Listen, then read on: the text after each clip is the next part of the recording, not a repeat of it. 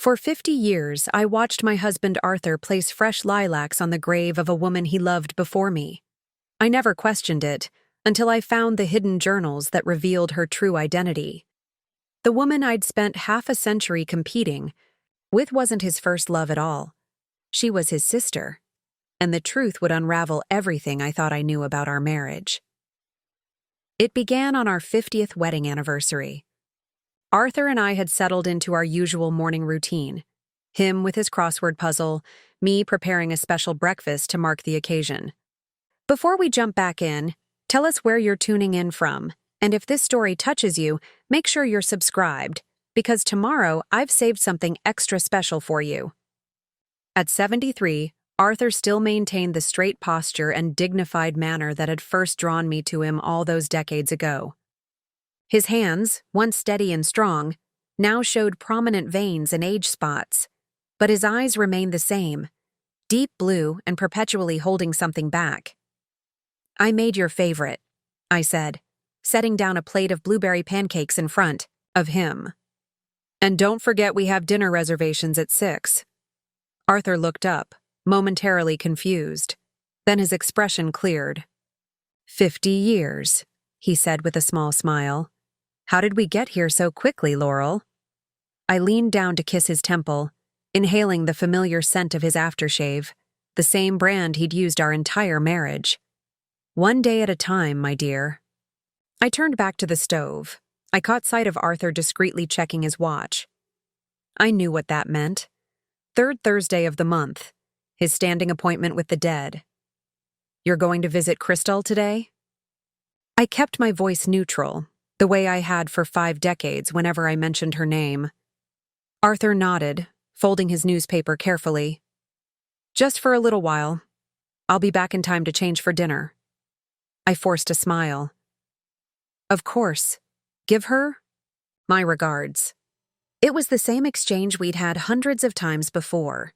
The visits to Crystal's grave had been part of our marriage from the beginning, a non-negotiable ritual that I had come to accept, if never quite understand. Arthur had told me only the basics. Crystal had died young, tragically. They had been deeply in love. He had never fully recovered. I'd seen a single photograph of her once, a beautiful young woman with striking features and an enigmatic smile. Arthur kept it locked in his desk drawer, along with whatever memories he couldn't bring himself to share with me. "I can explain," I said, though I was the one who deserved explanations. Arthur stepped into the room slowly, as if approaching a wild animal. His face had aged 10 years in 10 seconds, the carefully maintained composure he'd worn for decades now completely shattered. He looked at the open journals scattered on the floor, at the photograph still sitting on the small table, and then back at me. "You weren't supposed to find this," he whispered. "Clearly," I replied, surprising myself with the edge in my voice. 50 years, Arthur. 50 years of letting me believe she was someone you loved romantically. 50 years of watching me try to compete with a ghost." He sank into his leather chair, suddenly looking every one of his 73 years. "Is that what you thought? All this time? What was I supposed to think?" I held up the journal in my hands. "You never told me she was your sister. You let me believe—" "I never said she was anything else," he interrupted, a flash of defensiveness in his eyes. "You never corrected my assumptions either." I moved to stand directly in front of him. "When we were dating, and I asked about the photograph in your wallet, you said she was someone you loved very much who died.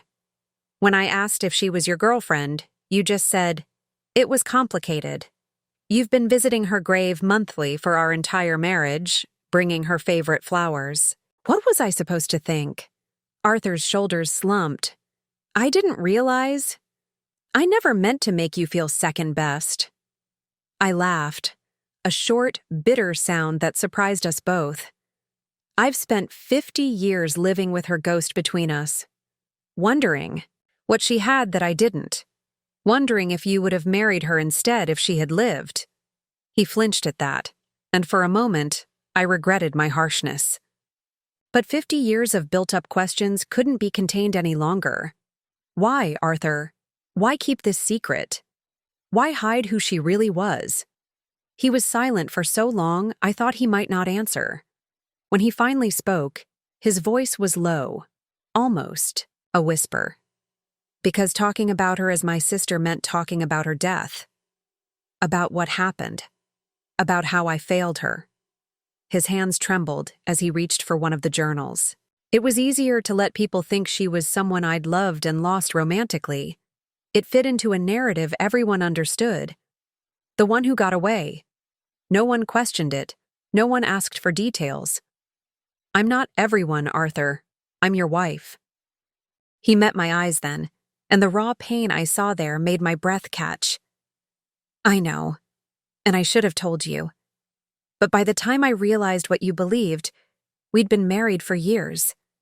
How could I explain that I'd let you misunderstand something so fundamental for so long? I sank down onto the ottoman across from him, suddenly exhausted. So instead, you built a secret room, hid all evidence of who she really was, continued to let me believe a lie for half a century. Arthur nodded, his eyes downcast. It became easier to maintain the deception than to correct it. And then, he gestured helplessly at the room around us. Time passed. Our children were born. Life moved forward. But I couldn't let her go. I couldn't stop visiting her. I couldn't stop writing to her in these journals. It became my penance. Penance? For what? For surviving? His head snapped up, surprise evident in his expression. You read that much. Enough to know she was your twin, that she died of leukemia when you were both 23, that she made you promise to live fully. I leaned forward. What I don't understand is why you've spent 50 years punishing yourself, and by extension, me, for surviving. Arthur stood up abruptly, moving to the hidden room. He returned with another journal, this one with a dark blue cover, unmarked by a date. He held it out to me, his hand visibly shaking. Because it wasn't just that she died and I lived, he said quietly. It's that she died because of me. I took the journal cautiously, opening it to find not Arthur's familiar handwriting, but a more delicate script. Crystal's diary. Read the entry for March 10th, 1972, Arthur said, his voice hollow. I turned the pages carefully until I found the date. March 10th, 1972. The doctor confirmed what I've suspected for weeks now. The cancer has returned, more aggressive than before. When I asked about options, he wouldn't meet my eyes. Arthur doesn't know yet. How do I tell my twin that while his life is just beginning, mine is ending? He's finally been accepted to grad school, his future stretching bright before him. I can't bear to be the shadow that dims his light again. Perhaps it would have been different if I'd gone to the clinic when the symptoms first appeared. But I was so determined to see Arthur through his finals, to help him prepare his graduate school applications. I kept telling myself it was just fatigue, just stress, just the lingering effects of the first bout. By the time I couldn't ignore it anymore, I made my choice. I don't regret putting his future first. I just wish we had more time. I looked up at Arthur, confusion clouding my understanding. She delayed seeking treatment because of your finals? Your graduate school applications? That's hardly your fault, Arthur. He took the diary from my hands, turning to a later entry. Keep reading. April 25th, 1972. Arthur discovered something today that I never wanted him to know. He found the letter from Dr. Phillips urging me to come in immediately, dated from January. He was devastated, demanding to know why I waited almost 3 months to seek treatment. I couldn't lie to him. I told him about the bone marrow transplant. I was offered in January, how I turned it down because he would have been the donor, and the recovery would have meant him missing his critical semester, losing his scholarships, delaying grad school. He stormed out in tears. I'm afraid of what he'll do. My sweet, responsible brother has always carried the weight of the world. Now he'll try to carry mine, too. not understanding that some burdens can't be shared. Preparing and narrating this story took us a lot of time, so if you are enjoying it, subscribe to our channel. It means a lot to us. Now back to the story. My hand flew to my mouth. She refused a transplant that might have saved her life. Because of your education? Arthur nodded, his face a mask of decades-old grief. My twin sister died because she didn't want to disrupt my life. She chose my future over her own. His voice broke. How does someone live with that knowledge? I finally understood. The monthly visits, the hidden grief, the journals, they weren't just about mourning a beloved sister. They were about carrying an unbearable guilt, a debt Arthur felt could never be repaid. She made her choice, Arthur, I said gently. You didn't know. I should have, he replied.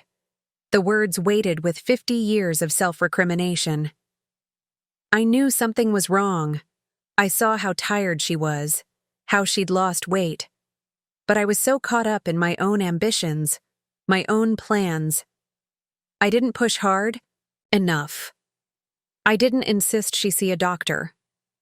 He took the diary back, closing it with reverent care. So now you know. Every month for 50 years, I visited her grave not just because I miss her, but because I owe her the life I've lived. Every accomplishment, every joy, they should have been hers too. I looked at the man I'd been married to for half a century, seeing him clearly for perhaps the first time. Not emotionally unavailable, not pining for a lost love, but drowning in guilt, carrying a burden he had never been meant to bear. And our life together? I asked quietly. Was that just part of your penance too? Arthur's eyes widened in genuine shock. No, Laurel, never that. He reached for my hand. Meeting you was the first time I felt I might be able to keep my promise to her, to truly live, to find joy again. As his fingers touched mine, I pulled away, not ready for reconciliation. The truth had been revealed, but 50 years of misunderstanding couldn't be erased in a single conversation. I need time to process this, I said, standing up. You've had 50 years with this truth. I've had less than an hour. I moved toward the door, pausing at the threshold. I'm going to take a walk. When I come back, we're going to talk, really talk, about Crystal, about who she was, about all the things you should have shared with me decades ago.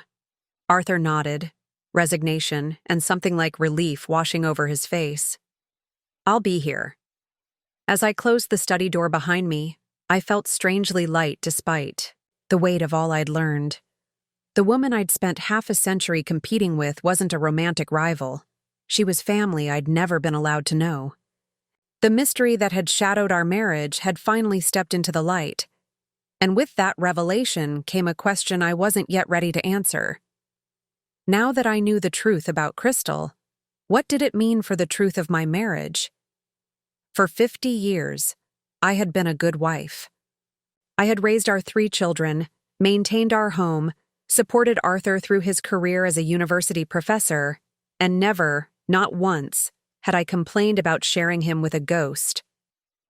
I told myself it was a small price to pay for an otherwise devoted husband. But something about this anniversary felt different. 50 years of playing second fiddle to a memory suddenly seemed like too much to bear. After Arthur left, I poured myself a second cup of coffee and wandered into his study, a room that had always been his sanctuary. His absence felt palpable in the leather chair where he spent hours reading, in the carefully arranged books on shelves that stretched from floor to ceiling, in the faint scent of pipe tobacco that lingered despite the fact that he'd quit smoking 20 years ago. I ran my fingers along his desk, the mahogany surface polished to a high shine. How many times had I dusted this room while never truly exploring it? How many times had I respected his privacy at the expense of my own peace of mind? Without conscious decision, I found myself trying the small drawer where he kept her photograph. Locked, as always. The key was on his keychain, which never left his possession. I stood there, hand still on the drawer pull, feeling foolish and slightly ashamed. What was I doing? After 50 years, what did I hope to discover? I was about to leave when my eyes caught on something unusual, a slight gap between the bookcase and the wall.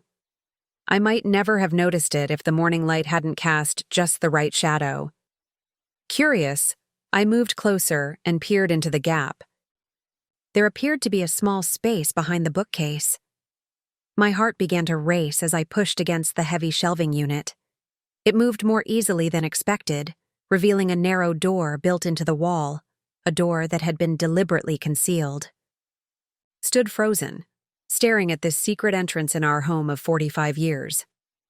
My first instinct was to push the bookcase back, to pretend I'd never seen it. But 50 years of unanswered questions propelled me forward. With trembling fingers, I turned the simple metal knob. The door opened with a soft creak onto a small room, more of a closet, really, illuminated only by the light spilling in from the study. Shelves lined the walls, each filled with leather-bound journals, stacked chronologically with dates carefully marked on their spines. In the center stood a small table bearing a silver frame I'd never seen before. A photograph of Arthur, much younger, with his arm around a young woman. Crystal. But this wasn't the photograph I'd glimpsed before. In this image, they were both laughing, their posture relaxed and intimate. Arthur looked happier than I'd ever seen him, his eyes crinkled at the corners, his smile uninhibited in a way it had never been with me. My knees weakened, and I sank to the floor, the photograph still clutched in my hands. 50 years of suspecting I was competing with a ghost, and now I held tangible proof. I felt a lifetime of insecurity crystallize into a single painful moment of clarity. With shaking hands, I reached for one of the journals, the earliest one, dated 3 years before Arthur and I had met. I told myself I would just look at one. Entry, just try to understand what hold this woman still had on my husband after all these years. The journal fell open to a page marked with a pressed lilac flower, the same flowers Arthur brought to her grave each month. I began to read. April 18, 1972, Crystal insisted on going to the lake today, despite the doctor's warnings about overexertion.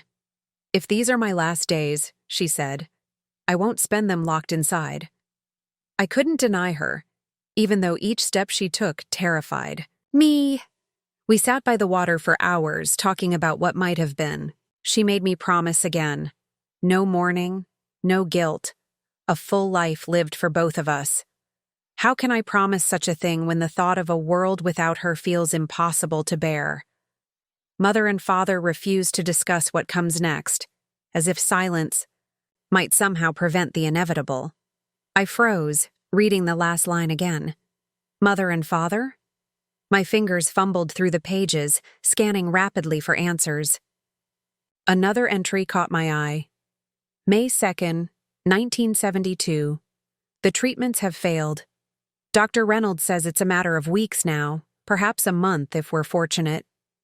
Crystal just nodded when they told her, calm in a way that makes my heart break. Later, when we were alone, she took my hand and said, Promise me you won't let this define your life, Arthur. Promise me you'll find someone to love, someone who makes you happy. How can she ask this of me? She's not just my sister. She's my twin, my other half. When she goes, she takes part of me with her. Sister, not lover. Sister. The room seemed to tilt around me as 50 years of assumptions crumbled. I grabbed another journal, then another, reading frantically, piecing together the story Arthur had never told me. Crystal, his twin sister, brilliant and vibrant, diagnosed with leukemia at 22. Her rapid decline, her death just before their 23rd birthday. The devastation it left in its wake. The promise he had made to live fully in her absence. And most shocking of all, Arthur's guilt that he had survived when she hadn't. That he had gone on to have the life they had, both dreamed of. Every visit to her grave wasn't about clinging to a past love. It was about honoring the promise he had made to his dying sister. I sat surrounded by decades of Arthur's private grief, my mind reeling. For 50 years, I had been jealous of a ghost who wasn't a romantic rival at all. For 50 years, I had resented these visits without understanding what they truly meant. For 50 years, Arthur had carried this pain alone, never sharing the full truth of who Crystal was. Who he was. The sound of the front door closing jolted me back to the present. Arthur was home, hours earlier than expected.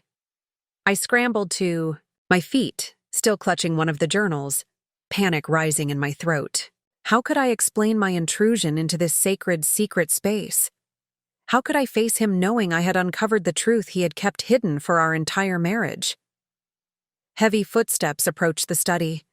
There was no time to replace everything, no time to conceal what I had discovered. I stepped out from behind the bookcase, journal in hand, just as Arthur appeared in the doorway. He stopped abruptly, his face draining of color as his eyes moved from me to the open secret door, to the journal I held. For a moment, we simply stared at each other, the weight of 50 years and unspoken truths hanging in the air between us.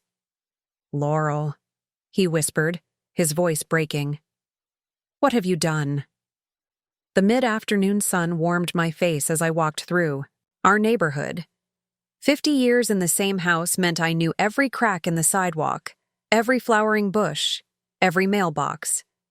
Like my marriage, this landscape had become so familiar, I'd stopped truly seeing it. Now, with each step, I found myself noticing details I'd overlooked for decades, much like the truth about Crystal that had been hiding in plain sight. Our suburban street was quiet at this hour, most neighbors either still at work or napping. Behind drawn curtains, I had no particular destination in mind. I simply needed space to breathe, to think, to reconsider 5 decades of life with Arthur in light of what I now knew. Before today, my understanding of our marriage had been straightforward.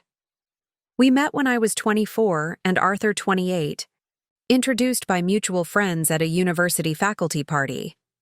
I was a newly hired librarian. He was finishing his PhD in literature. There was nothing dramatic about our courtship, just a steady, comfortable progression toward partnership. 6 months of dating, a year-long engagement, a modest wedding in his parents' backyard. I'd known from the beginning about his monthly visits to a grave. He'd been upfront about that at least, though never about who Crystal truly was to him. When I asked early in our relationship, he'd been vague. I'd filled in the blanks myself, crafting a narrative about passionate young love cut short by tragedy. Arthur had never corrected me. Now, walking past the Henderson house with its meticulously maintained roses, I wondered if I'd been complicit in my own deception. Had I preferred the romantic tragedy I'd invented to a more complex truth? Had I avoided pressing for details? Because I feared what I might learn, I found myself at the small community park 3 blocks from our home.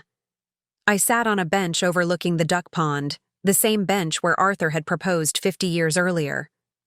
He'd been nervous, dropping the ring in the grass and spending 10 frantic minutes searching for it while I pretended not to notice his distress. When he finally found it and dropped to one knee, his proposal had been simple. "Laurel, I never thought I'd find happiness again. Will you marry me?" At the time, I'd assumed "again" referred to his relationship with Crystal. Now I understood he meant happiness after losing his twin, his other half. A young mother pushed a stroller past me, nodding a polite greeting.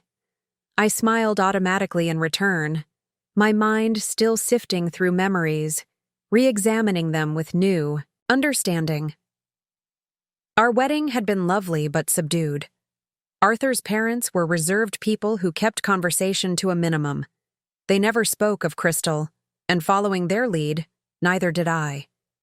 Now I wondered if their silence had been born of the same guilt Arthur carried. Had they too blamed themselves for not noticing their daughter's illness sooner? The early years of our marriage had been focused on building careers and a home. Arthur threw himself into his research with single-minded dedication, publishing prolifically and earning tenure at the university by 35. I had advanced from librarian to head of the university's special collections, a position I held until retirement. We'd had 3 children, Zach, Dolly, and Leo, each 2 years apart, all now with families of their own. We'd been good parents, I believed, present, loving, supportive. Arthur had coached Little League, helped with homework, attended every school play and concert. He'd been especially protective of Dolly, our only daughter, sometimes to the point of overprotectiveness. I'd attributed this to typical fatherly concern. Now I wondered if he saw echoes of Crystal in her. Month after month, year after year, Arthur had maintained his ritual visits to the cemetery across town. Sometimes, when the visits fell on weekends or holidays, he would ask if I wanted to accompany him. I always declined, convinced my presence would be an intrusion on his private mourning for a lost love. Had he wanted me there? Had he been reaching out, hoping I might help him carry his burden? Our children had asked about the visits when they were young. Arthur had told them he was visiting someone very special who died a long time ago. Like me, they had assumed a romantic connection and eventually stopped asking.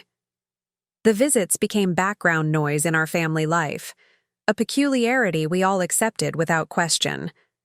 As the children grew and left home, Arthur and I had settled into the comfortable routine of long-married couples.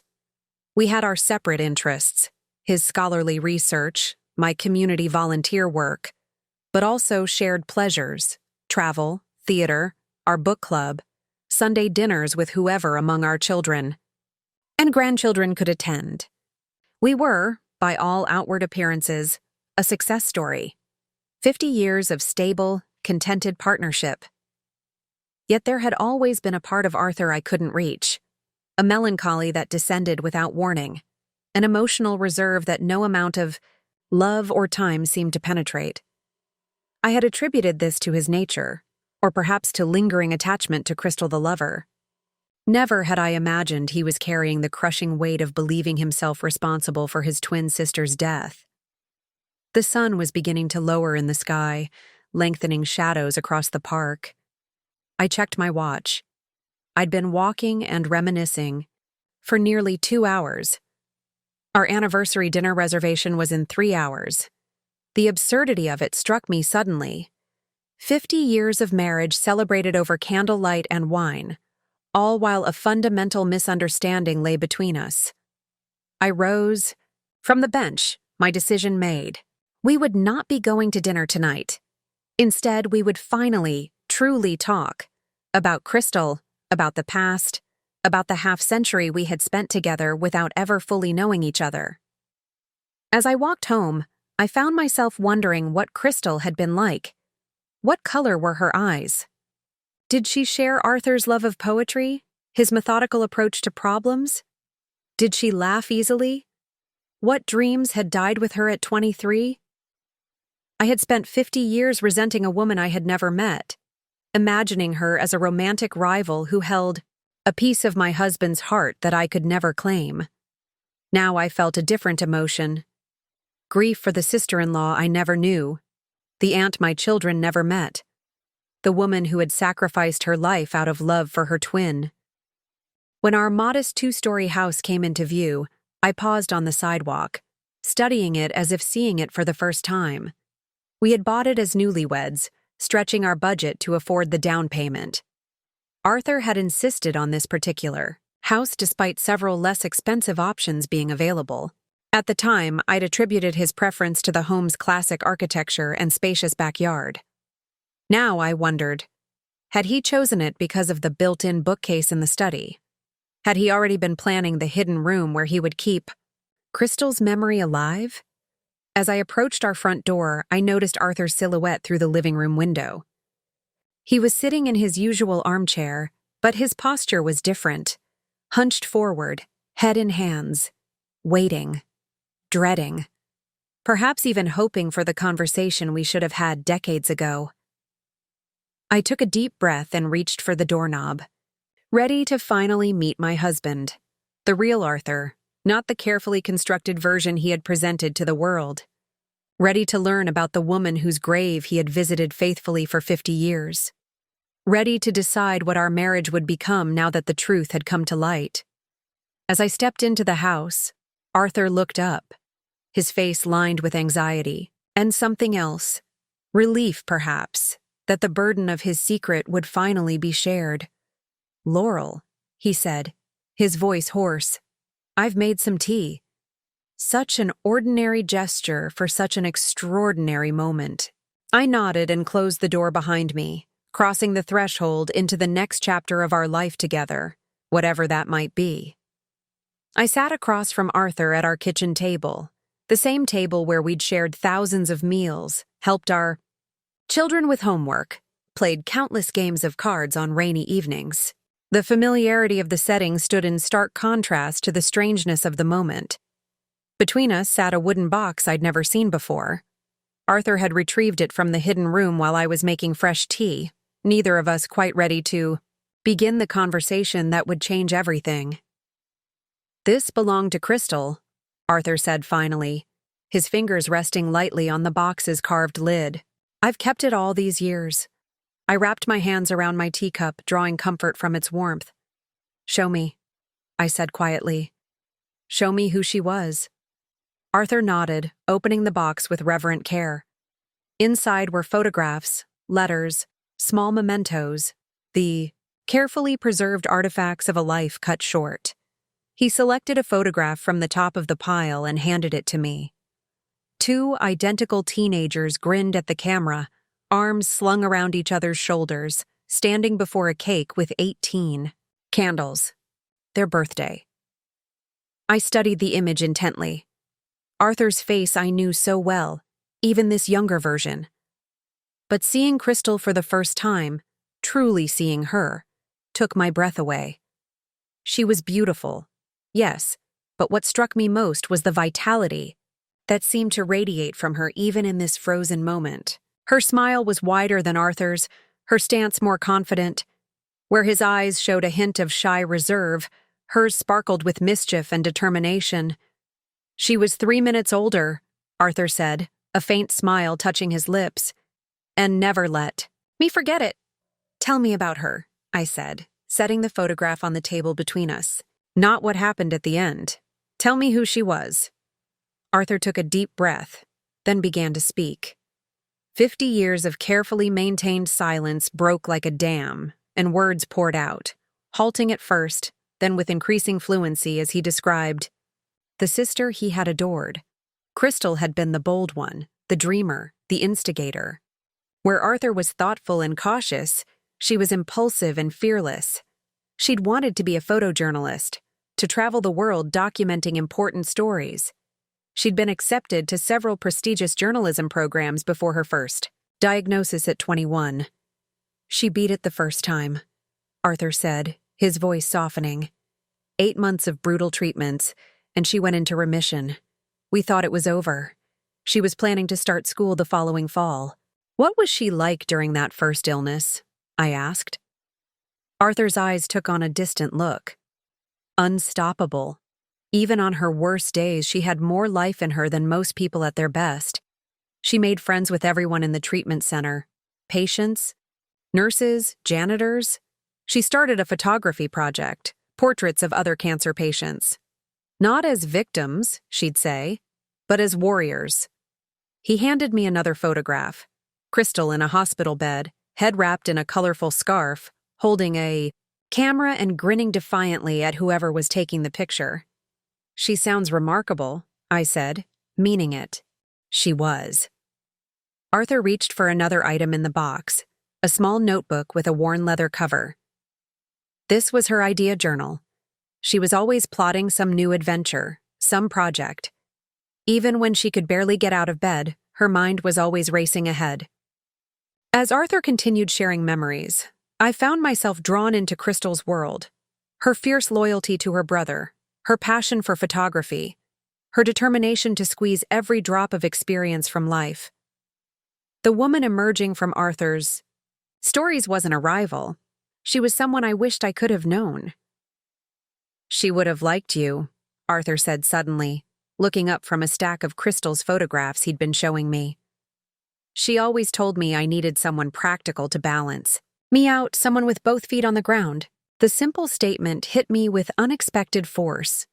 All these years, I'd imagined Crystal as an impossible standard I could never match. Now I wondered if she might have been my ally, my friend. "Why didn't you tell me, Arthur?" I asked, the question that had been burning inside me for hours. "Why let me believe she was a girlfriend?" Arthur set down the photographs, his expression troubled. "At first, it wasn't intentional. When we met, I was still deep in grief, but trying to honor her wish that I move forward. I mentioned visiting Crystal's grave, and you assumed. I didn't correct you because talking about her as my sister meant explaining everything. The guilt, the responsibility. And later, I pressed. After we were married? After we had children?" He looked down at his hands. "The longer I let the misunderstanding continue, the harder it became to correct it. And to be honest, there was a certain protection in letting people think she was a girlfriend I'd lost. People understand romantic grief. They respect it, give it space. The loss of a twin sister." He shook his head. "People expect you to get over it eventually. They don't understand that losing her was like losing half of myself." I considered this, trying to see it from his perspective. "But I'm not people, Arthur. I'm your wife." "I know," he said, guilt flashing across his face. "And that's the real reason, Laurel. The shameful one. I was afraid." "Afraid of what?" "That if I told you the truth about Crystal, about my guilt, about why I visit her grave, about why I keep her memory so close, you might try to help me move on." His voice cracked slightly. "And I don't deserve to move on. Not when she's gone because of me." The raw pain in his admission silenced me momentarily. For 50 years, my husband had carried this burden alone, believing he didn't deserve to be unburdened. For 50 years, he'd punished himself for a choice his sister had made out of love for him. "She wouldn't want this for you," I said finally. "From everything you've told me about Crystal, she wouldn't want you spending your life in penance." Arthur's eyes filled with tears. "She made me promise to live fully, to experience everything she couldn't. And I've tried, Laurel. Our marriage, our children, my work, I've tried to honor that promise. But I can't escape the fact that I'm living the life she sacrificed hers to give me." I reached across the table and took his hand, the first gesture of connection since my discovery hours earlier. "Then live it better," I said firmly. "If she gave you this life, don't waste it on guilt she never asked you to carry." A tear slipped down Arthur's cheek. "I don't know how to let it go. It's been part of me for so long." "Maybe you don't have to let it go," I suggested. "Maybe you just need to transform it into something else. Something that honors her sacrifice, rather than diminishes it." Arthur looked at me questioningly. "What do you mean?" Before I could answer, the doorbell rang. We both started, suddenly reminded that the world continued outside our intense conversation. Arthur checked his watch and winced. "That's probably Zach," he said. "I called him earlier, when you were out walking. I was not in a good place. He said he'd stop by to check on us." I sighed, not ready for our moment of truth to be interrupted. But Arthur was already rising, moving toward the door with the automatic politeness ingrained over decades of social conditioning. I gathered the photographs scattered across the table, carefully returning them to Crystal's box. As I did, a folded piece of paper slipped from between two photos. I opened it to find a letter written in Crystal's distinctive handwriting, addressed to future Mrs. Harrington. My heart stopped. With trembling hands, I unfolded the letter completely, my eyes scanning the first line. "To the woman my brother will someday love. If you're reading this, Arthur has finally found the courage to share me with you. Before I could read further, I heard footsteps in the hallway. I quickly refolded the letter and slipped it into my pocket just as Arthur returned to the kitchen, our oldest son, Zach, following close behind. Zach looked between us, concern etched on his face. Mom? Dad? What's going on? You guys never cancel anniversary plans. I met Arthur's eyes across the room, silently communicating in the way only couples married for 50 years can do. This was a turning point. How much would we share? How much would we continue to hide? The letter seemed to burn in my pocket, Crystal's voice reaching across time to me, a message I wasn't yet meant to read. Whatever it contained would have to wait until Zach was gone, and Arthur and I could continue the conversation that had only just begun. Your father has something important to tell you, I said, making the decision for both of us. About your Aunt Crystal? Zach's brow furrowed in confusion. Who? Arthur stood frozen, his face a mixture of panic and resignation. For a moment, I thought he might retreat, invent some excuse to avoid sharing the truth with our son. But then, something shifted in his expression, a resolve I hadn't seen before. Sit down, Zach, he said quietly. There's something I should have told you, all of you, a long time ago. Zach glanced at me, confusion evident in his furrowed brow. At 48, our oldest son had Arthur's scholarly demeanor and my practical nature. He was not a man easily flustered, but the tension in the room was palpable. Is everything okay?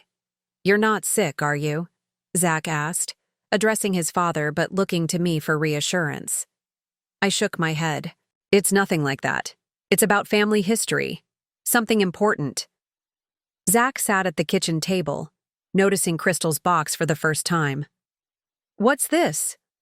Arthur took his seat again, shoulders squared as if preparing for battle.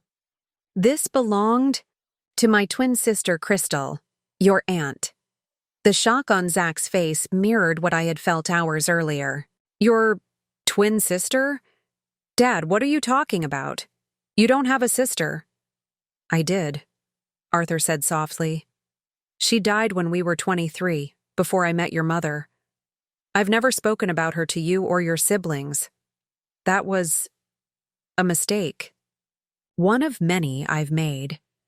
For the next 30 minutes, Arthur told our son a condensed version of what he'd shared with me, about Crystal, her life, her illness, her sacrifice. As he spoke, I watched Zach's expression transform from skepticism to shock to a deep, solemn understanding. The grave you visit every month, Zach said when Arthur finished. That's her? Not some old girlfriend like we all thought? Arthur nodded, unable to speak.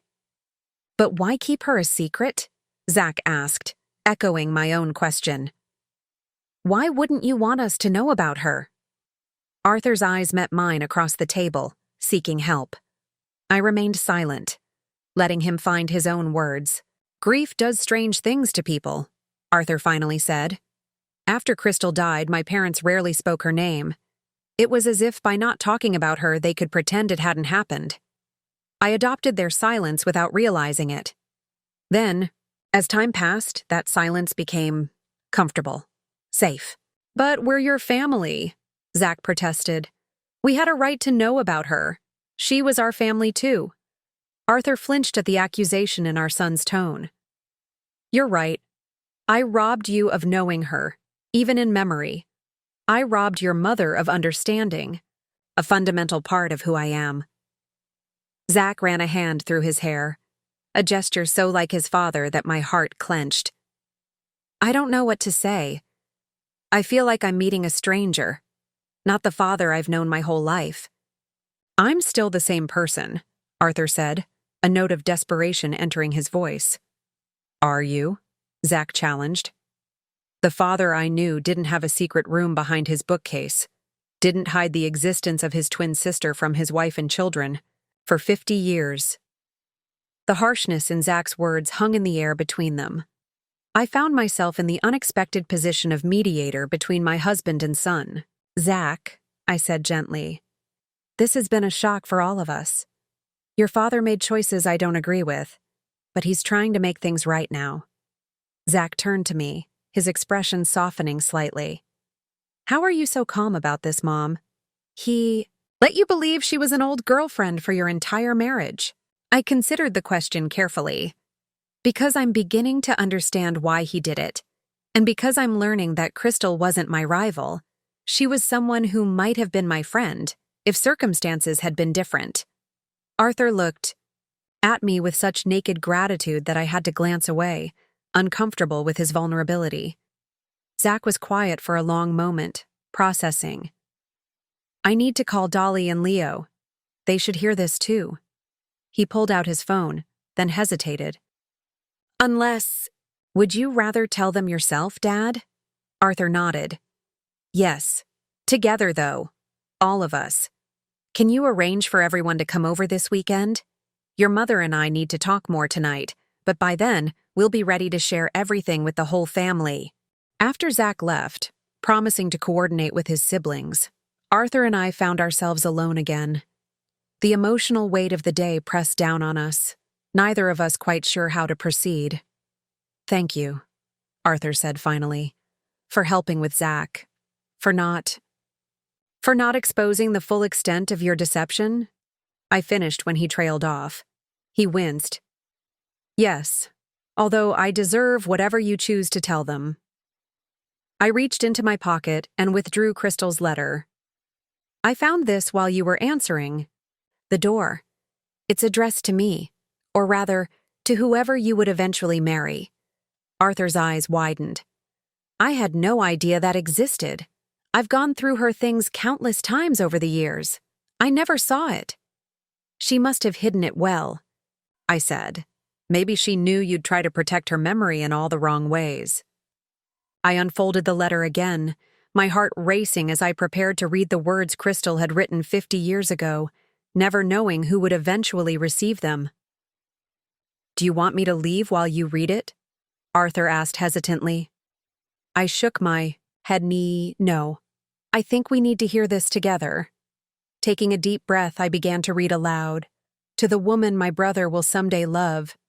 If you're reading this, Arthur has finally found the courage to share me with you. Knowing my stubborn brother, this may have taken far longer than it should have.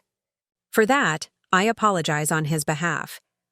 I'm writing this letter just days after refusing a treatment that might have saved my life. Arthur doesn't understand my choice, and I fear he never will. He believes I sacrificed myself for his future, but the truth is both simpler and more complex. I made the only choice I could live with, for however long I have left. I need you to understand something about my brother. He carries the weight of responsibility like few others. He always has, even as a child.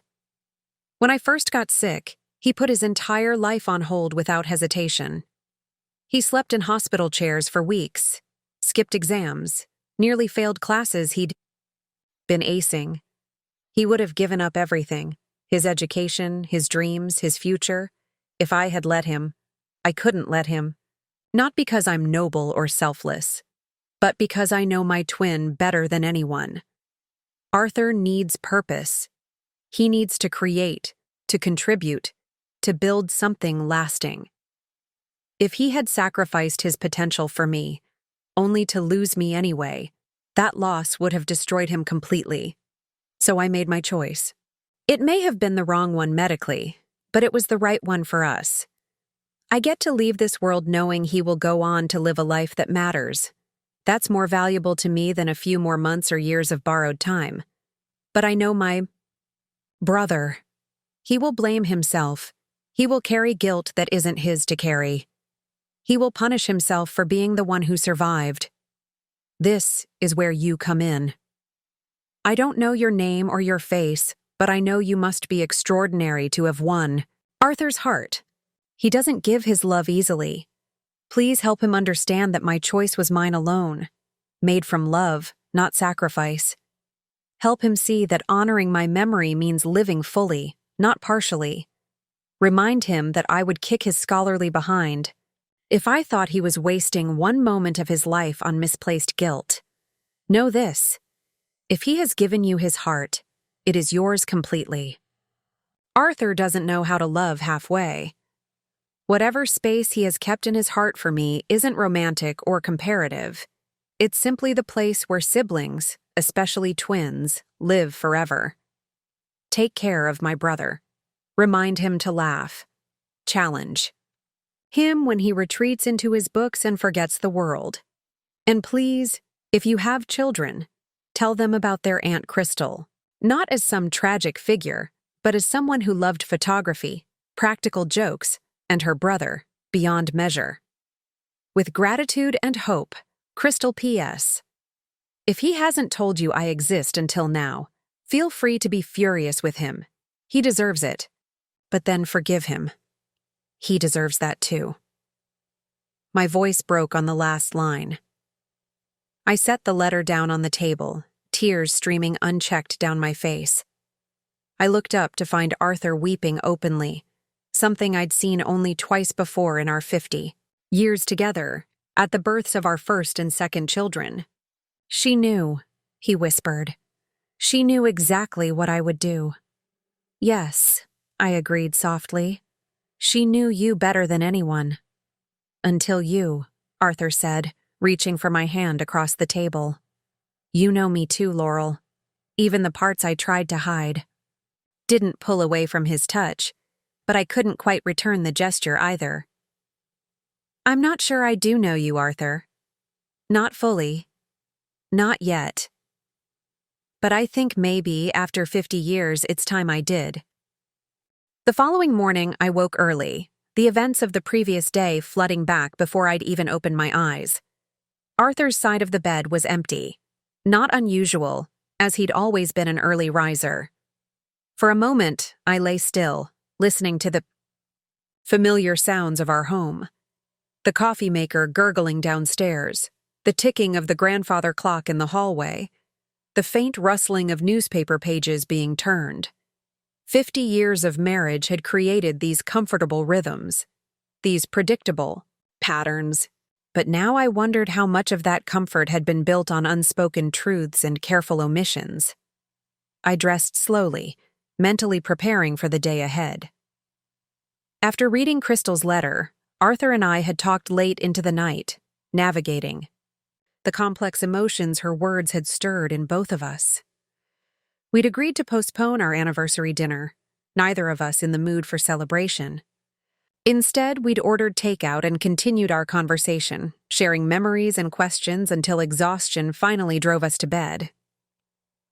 Downstairs, I found Arthur at the kitchen table, reading glasses perched on his nose, newspaper spread before him. For a moment, I simply watched him.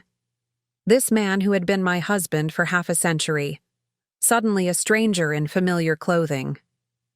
Good morning, he said, looking up and offering a tentative smile.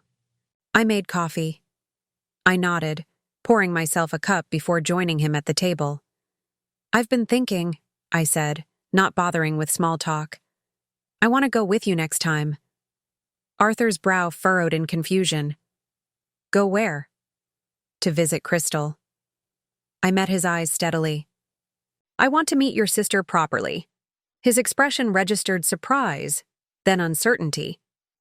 It's just a cemetery, Laurel. It's not. It's been your monthly pilgrimage for 50 years, I interrupted. It's important to you, which means it should be important to me. Besides, I added, softening my tone, I'd like to bring her flowers of my own. Arthur set down his newspaper, removing his reading glasses with hands that trembled slightly. I don't know what to say. You don't need to say anything. Just tell me when you're going next and I'll join you. He nodded slowly. Thursday. I usually go Thursday mornings. Thursday it is. I sipped my coffee, gathering courage for what I needed to say next. Arthur, I've made another decision as well. His posture tensed slightly, anticipating something unpleasant. What's that? After we meet with the children this weekend, I want to open up the hidden room, not just to family, but to make it a proper space in our home. Crystal's memories shouldn't be locked away anymore. Arthur's face paled. You want to What exactly are you suggesting? I'm not suggesting we display everything, I clarified. Some things can remain private, but her photographs, her artwork, those should be part of our home. The grandchildren should grow up seeing her face, knowing who she was. Arthur's fingers tightened around his coffee mug. I've kept those things private for so long, Laurel. They're sacred to me. And they'll remain sacred, I assured him. But sacred doesn't have to mean secret. If Crystal were here, would she want to be hidden away? From everything you've told me, from her own letter, she seems like someone who would want to be remembered openly, joyfully. Arthur was silent for a long moment, struggling visibly with the idea. It's not that simple, he finally said. Those memories, those items, they're intertwined with my guilt, my grief. Seeing them every day might be exactly what you need, I finished for him. Arthur, you've been punishing yourself for 50 years for something that wasn't your fault. Crystal made her choice. She made it out of love for you. By keeping her memory locked away, treated as something shameful or too painful to acknowledge, you're not honoring that love. His eyes flashed with a hint of anger. You don't understand. You can't possibly understand what it's like to lose someone you love? I interrupted, my own anger finally surfacing. No, I can't understand what it's like to lose a twin. But don't you dare suggest I don't understand loss. I lost my father when I was 12. I lost my mother to Alzheimer's, watching her forget me a little more each day for 7 years. And in some ways, Arthur, I've been losing you our entire marriage to a ghost I wasn't allowed to know. He flinched as if I'd struck him. That's not fair, isn't it? I pressed. Every time you retreated into silence about your past, every time you visited that grave without explaining who she really was, every time you wrote in those journals instead of talking to me, you were choosing to keep a part of yourself locked, away, just like that room behind the bookcase. The silence that followed was heavy with half a century of unspoken truths. Arthur pushed back from the table, standing abruptly. I need some air. He moved toward the door, then paused, turning back to me. This isn't easy for me, Laurel. I've lived with this guilt, this grief, this arrangement for so long. I don't know how to be different. I'm not asking you to be different, I said, my voice gentler now. I'm asking you to be complete. With me, with our children, with yourself. He nodded once, a short, jerky movement, then left. The back door closed behind him with a soft click, not the angry slam I might have expected. I remained at the table, emotions churning. For 50 years I had accommodated Arthur's silence, his emotional absence. I had built my life around the spaces he left empty. Now, I was asking him to fill those spaces, to be fully present in our marriage in a way he never had been.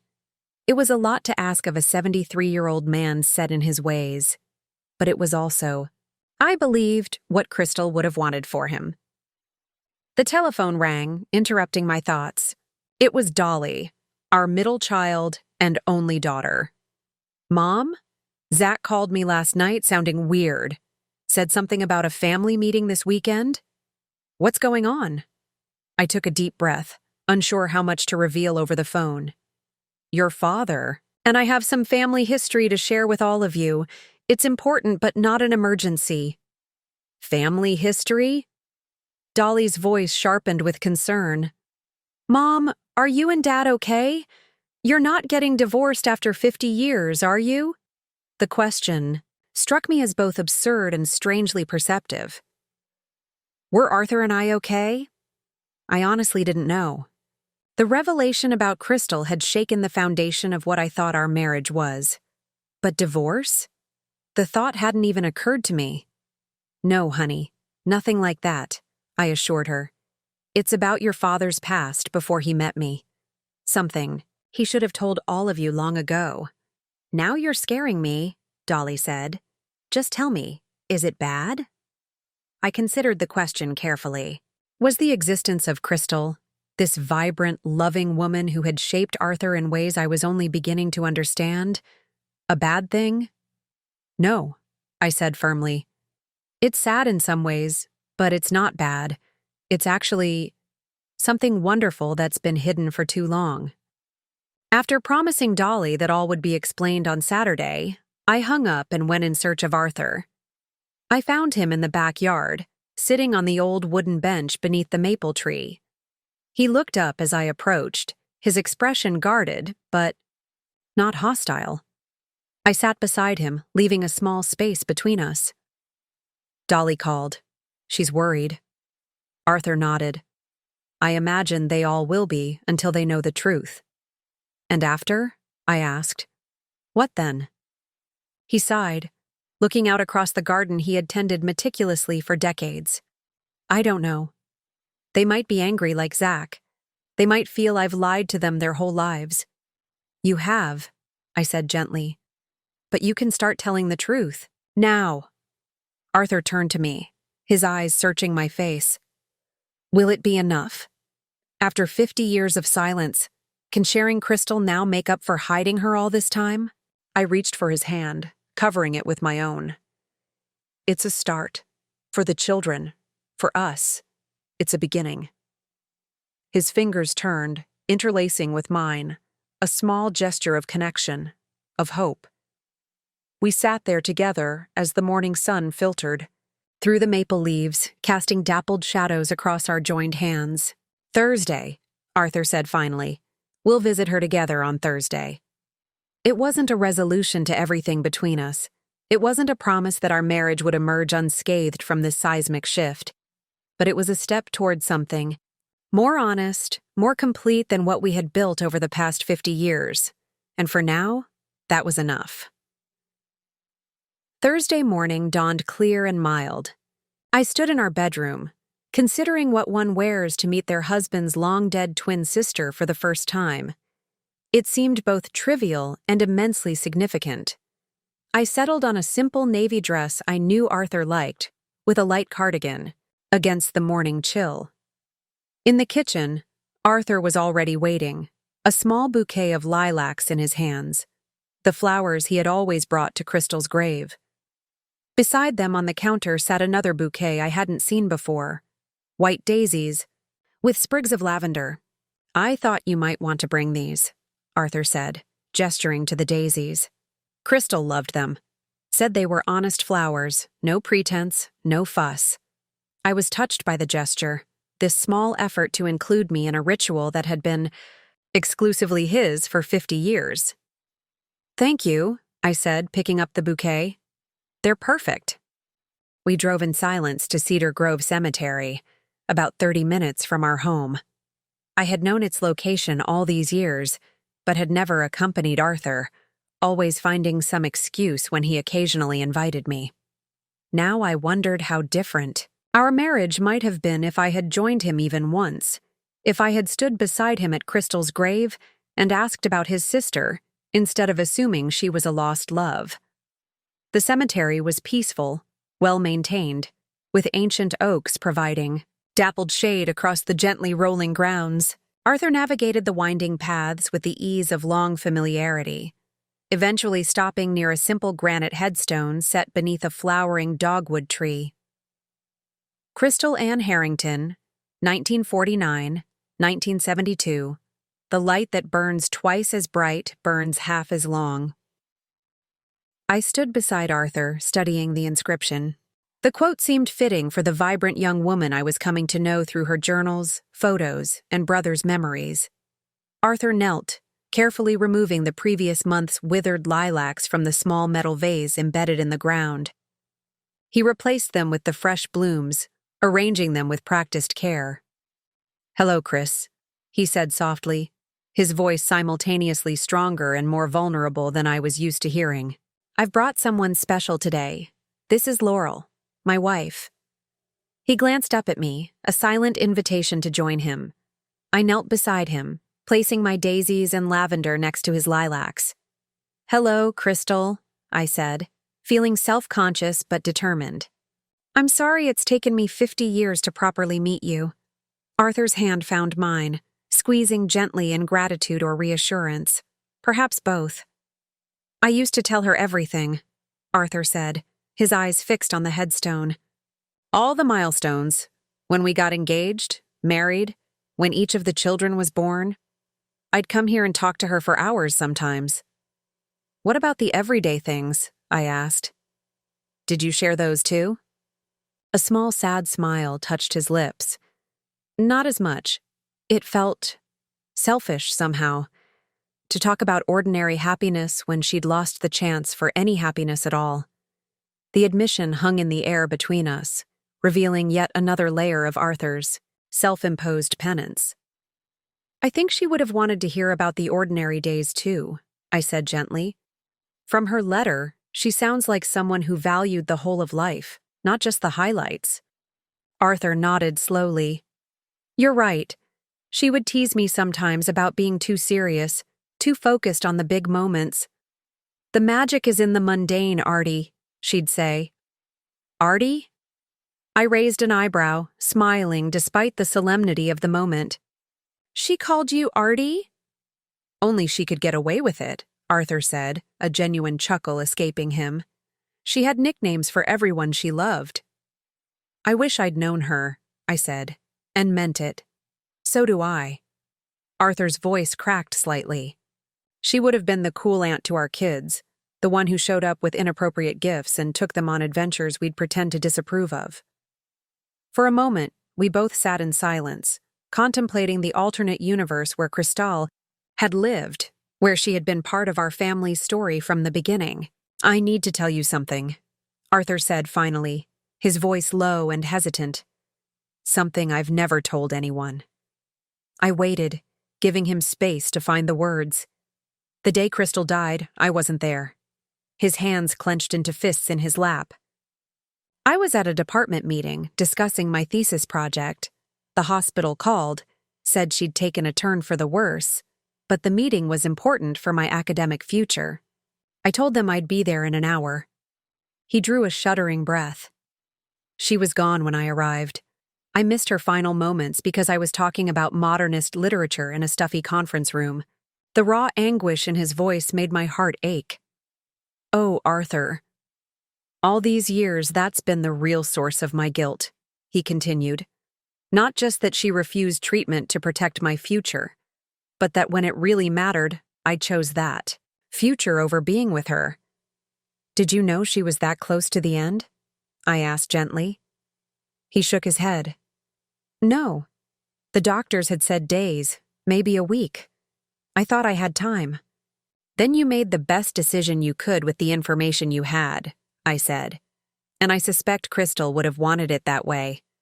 From everything you've told me, from her own letter, she wanted you to pursue your education, your career.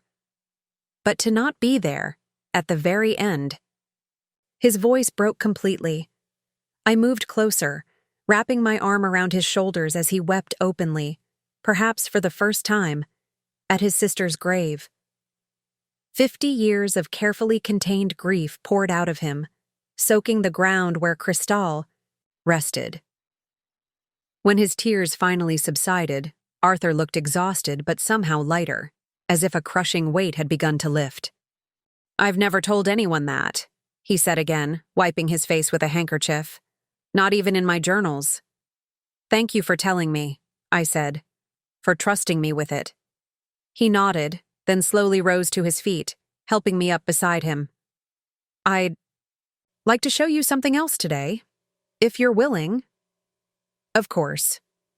We returned to the car, driving not toward home, but in an unfamiliar direction. 20 minutes later, Arthur pulled up before a modest brick building with a sign reading, Crystal, Harrington Memorial Photography Scholarship Fund. I turned to him in confusion. What is this?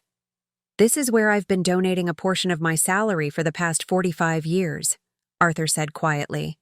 It provides scholarships to promising photography students who couldn't otherwise afford education. Students like Crystal. I stared at the building, then back at my husband. You started this?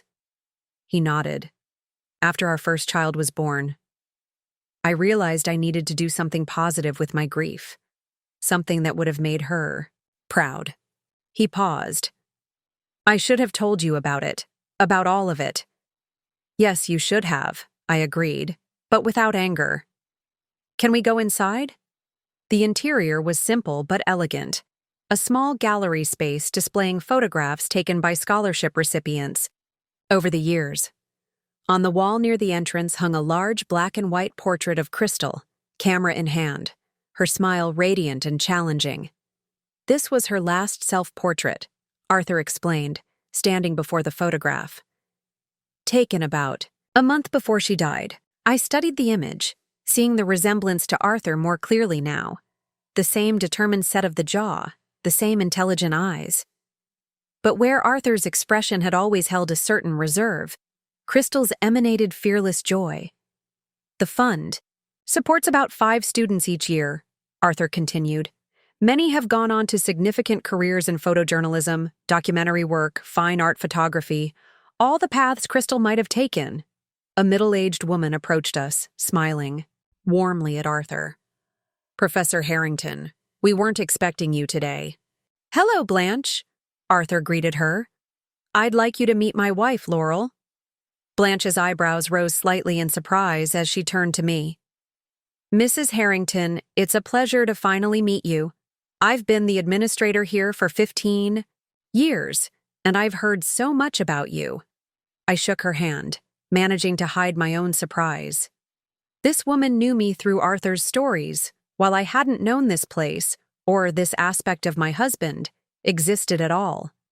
Blanche was actually one of our first scholarship recipients, Arthur explained. She studied photojournalism at Columbia before coming back to help run the fund. The professor changed my life, Blanche said simply, just as Crystal's story has changed the lives of everyone who's come through our program. As Blanche led us through the gallery, pointing out particularly notable works and sharing stories of various scholarship recipients, I watched Arthur. In this space, surrounded by his sister's legacy, he moved differently, with more confidence, less of the careful restraint I was accustomed to seeing in him. Here was yet another Arthur I had never fully known, not just the grieving brother, or the guilty survivor, but the man who had channeled that grief into creating something meaningful, something that extended Crystal's influence far beyond her brief life. When we finally returned to the car, I turned to him before he could start. The engine. Why didn't you tell me about this place? All these years, this amazing thing you created, why keep it separate from our life together? Arthur's hands rested on the steering wheel, his gaze fixed forward. At first, it was just a small donation fund. By the time it grew into this, the pattern was set. My life with you and the children was one thing. My connection to Crystal was another. I never deliberately decided to keep them separate. It just happened that way. And now, I asked, now that I know about Crystal, about this place? He turned to me, his expression both uncertain and hopeful. Now, I don't know. I've lived divided for so long, I'm not sure I know how to be whole. I reached across the console, taking his hand. We'll figure it out together. As we drove home, something fundamental had shifted between us. The visit to Crystal's grave, Arthur's confession about his absence at her death, the discovery of the scholarship fund. Each revelation had moved us past the point where we could return to our old patterns, our comfortable half-truths. What lay ahead was unknown, but for the first time in 50 years, we were facing it with a shared understanding of the past that had shaped us both. By Saturday morning, I had moved through a spectrum of emotions: shock, anger, hurt, understanding, and finally, a tentative acceptance. Our children were due to arrive at noon for the family meeting, and I felt both apprehension and a strange sense of liberation at the prospect of finally bringing this hidden part of our history into the open. Arthur had spent the previous evening preparing the hidden room, removing some of the more personal journals, but arranging Crystal's photographs and artwork in a way that told the story of her life. I'd given him privacy for this task, understanding his need to curate what would be shared with our children. When I entered his study that morning, the bookcase had been pulled away from the wall, the hidden door standing open. Arthur sat at his desk, sorting through a collection of photographs. "Are you ready for this?" I asked, setting a cup of coffee beside him. He looked up, fatigue evident in the shadows beneath his eyes. "As ready as I'll ever be. I didn't sleep much." I know. I'd felt him tossing and turning beside me throughout the night. "It's going to be all right, Arthur. They might be shocked, confused, even angry at first. But they'll understand, eventually." He nodded, though doubt lingered in his expression. 50 years is a long time to keep a secret. "Yes," I agreed simply. There was no use denying the magnitude of what he'd done. Arthur picked up one of the photographs, a young Crystal sitting, cross-legged on a dock, grinning at the camera. "I've been thinking about what you said at the cemetery, about how I should have shared the everyday moments with her too, not just the milestones. And you were right. I've spent 50 years treating her memory like a shrine, something solemn and sacred." He touched the photograph gently. But Crystal was anything but solemn. She was laughing more often than not. By keeping her memories so formal, I've done her a disservice. I sat in the chair opposite his desk. "It's not too late to change that." "No," he agreed. "It's not." The doorbell rang at precisely noon. Zach always was punctual to a fault. By 12:15, all 3 of our children had arrived. Zach, looking serious and preoccupied. Dolly, visibly anxious, her questions barely contained. And Leo, our youngest, cheerfully oblivious to the tension, having been told only that there was a family gathering. Arthur gathered them in the living room, where I'd set out coffee and the cinnamon rolls that had been a Sunday tradition when the children were young. The familiar scent seemed to ease some of the tension, a sensory reminder of family and security. "Thank you all for coming," Arthur began, his professor's voice steadier than I'd expected. "Your mother and I have something important to share with you, something I should have told you long ago." Dolly, never one for patience, interrupted immediately. "Dad, just tell us. Are you sick? Is Mom sick? What's going on?" "No one is sick," I assured her, reaching over to squeeze her hand. "This is about family history." Zach, who already knew part of the story, sat stone-faced, waiting for his siblings' reactions. Arthur took a deep breath. "I had a twin sister named Crystal. She died when we were 23 before I met your mother. For reasons that seemed necessary at the time, I kept her existence private. None of you knew you had an aunt. That was wrong of me, and I'm sorry." The silence that followed was profound. Leo was the first to break it.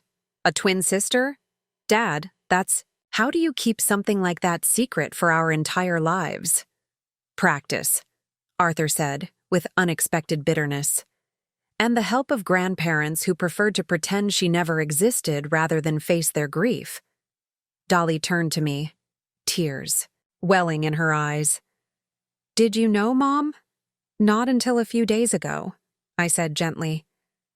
"I discovered it by accident." "The grave," Leo said suddenly, comprehension dawning on his face. "The one you visit every month. That's her, isn't it? Not some old girlfriend like we all thought." Arthur nodded. "Yes, that's Crystal's grave." "Why?" Dolly asked, her voice breaking. "Why would you hide something so important? She was our family, Dad. We had a right to know her, even if only through your memories." Arthur's shoulders slumped slightly. "You're right. You did have that right, and I denied it to you. The full explanation is complicated, but the simplest version is this. I blamed myself for her death, and speaking about her meant confronting that guilt." "But that doesn't make sense," Leo protested. "How could her death be your fault? Were you driving? Was it an accident?" "No," Arthur said. "She had leukemia. She refused a treatment that might have saved her because she didn't want to interrupt. My education. Understanding dawned on their faces. The weight of this knowledge, the impact it must have had on their father. "There's more," I said. "Your father would like to show you something." Arthur stood, gesturing for them to follow. He led the way to his study, where the hidden door stood open. Our children crowded in the doorway, expressions varying from shock to disbelief to fascination. "This is where I've kept Crystal's memory alive," Arthur explained, stepping back to allow them entry. "Her photographs, her journals, her artwork." They moved into the small room cautiously, as if entering a sacred space. In a way, it was. A sanctuary Arthur had created to honor his sister, hidden from the world but central to his inner life. Dolly was the first to pick up one of the photographs, Crystal and Arthur on their graduation day, arms slung around each, other's shoulders. "She looked like you, Dad, around the eyes." "Yes," Arthur said softly. "People often couldn't tell us apart from behind when we were children." Leo examined the photographs of Crystal with her camera. "She was a photographer?" "She wanted to be. She was studying journalism before she got sick. She had remarkable talent." Arthur's voice filled with pride. "That's why I established the scholarship fund in her name." This revelation brought another round of shocked expressions. "The Crystal Harrington Memorial Fund?" Zach asked. "That's real? I thought it was just something mentioned in your department newsletter." Arthur nodded. "It's very real. It provides scholarships for photography students who couldn't otherwise afford education. Your mother and I visited it yesterday." Zach's expression softened slightly. That's actually incredible, Dad." For the next hour, our children explored the hidden room, examining photographs, asking questions about the aunt they'd never known.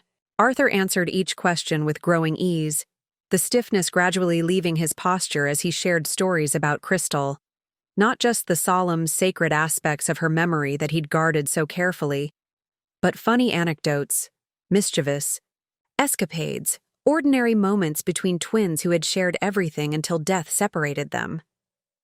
I stood in the doorway, watching my family discover this missing piece of their history. There was hurt in their questions, confusion in their expressions, but there was also growing understanding and, remarkably, joy in the discovery of this vibrant woman who shared their blood. At one point, Dolly emerged from the room, tears streaming down her face. She came to stand beside me. "I don't know whether to be angry with Dad or heartbroken for him," she whispered. "Both are valid," I told her, wrapping an arm around her shoulders. "I've felt both myself these past few days." "How do you forgive something like this, Mom?" 50. Years of protecting himself the only way he knew how, I finished for her. "I'm still figuring that out, honey. But I do know that your father has punished himself far more severely than any of us could." Dolly leaned her head against my shoulder, a gesture reminiscent of her childhood. "I wish I could have known her." "So do I said, meaning it completely. "But we can know her now, through your father's memories, and maybe that's a start." Later, as our children prepared to leave, each taking a photograph of Crystal that Arthur had selected for them, there was a palpable shift in the atmosphere. The secret that had cast such a long shadow over our family had been brought into the light, and though its revelation had caused pain, there was also relief in the truth finally being spoken. "We'll come back tomorrow," Zach said, embracing his father with a warmth that had been absent during his first visit. "I want to hear more about her." Arthur nodded, too overcome to speak. As we stood on the porch waving goodbye, I felt Arthur's hand slip into mine. It was a small gesture, but in it I felt the first tentative steps toward a new kind of freedom. For him, for me, for our family. The sunlight caught the silver in his hair, and for a moment, I could almost see the shadow of a young woman standing, Beside him, her smile as bright and challenging as in her photographs. Not a rival, not a ghost, but family. Finally acknowledged, finally embraced, finally allowed to be part of our story. In the days that followed, our home transformed. After 50 years of silence, Crystal's presence filled our house, her photographs appearing on walls that had previously held only formal family portraits, her artwork displayed in the living room, her story shared openly when friends or neighbors inquired about these new additions. Arthur had been hesitant at first, uncomfortable with this public acknowledgement of what had been private for so long. But with each passing day, I noticed a subtle change in him. The burden he had carried for 5 decades was lightening, not because he had forgotten his guilt or grief, but because he was finally allowing others to help him carry it. Our children visited frequently, each processing the revelation in their own way. Zach, our analytical firstborn, had gone into research mode, studying leukemia treatments from the 1970s and the medical ethics of bone marrow transplantation. I suspected he was trying to understand, intellectually, the choice Crystal had made.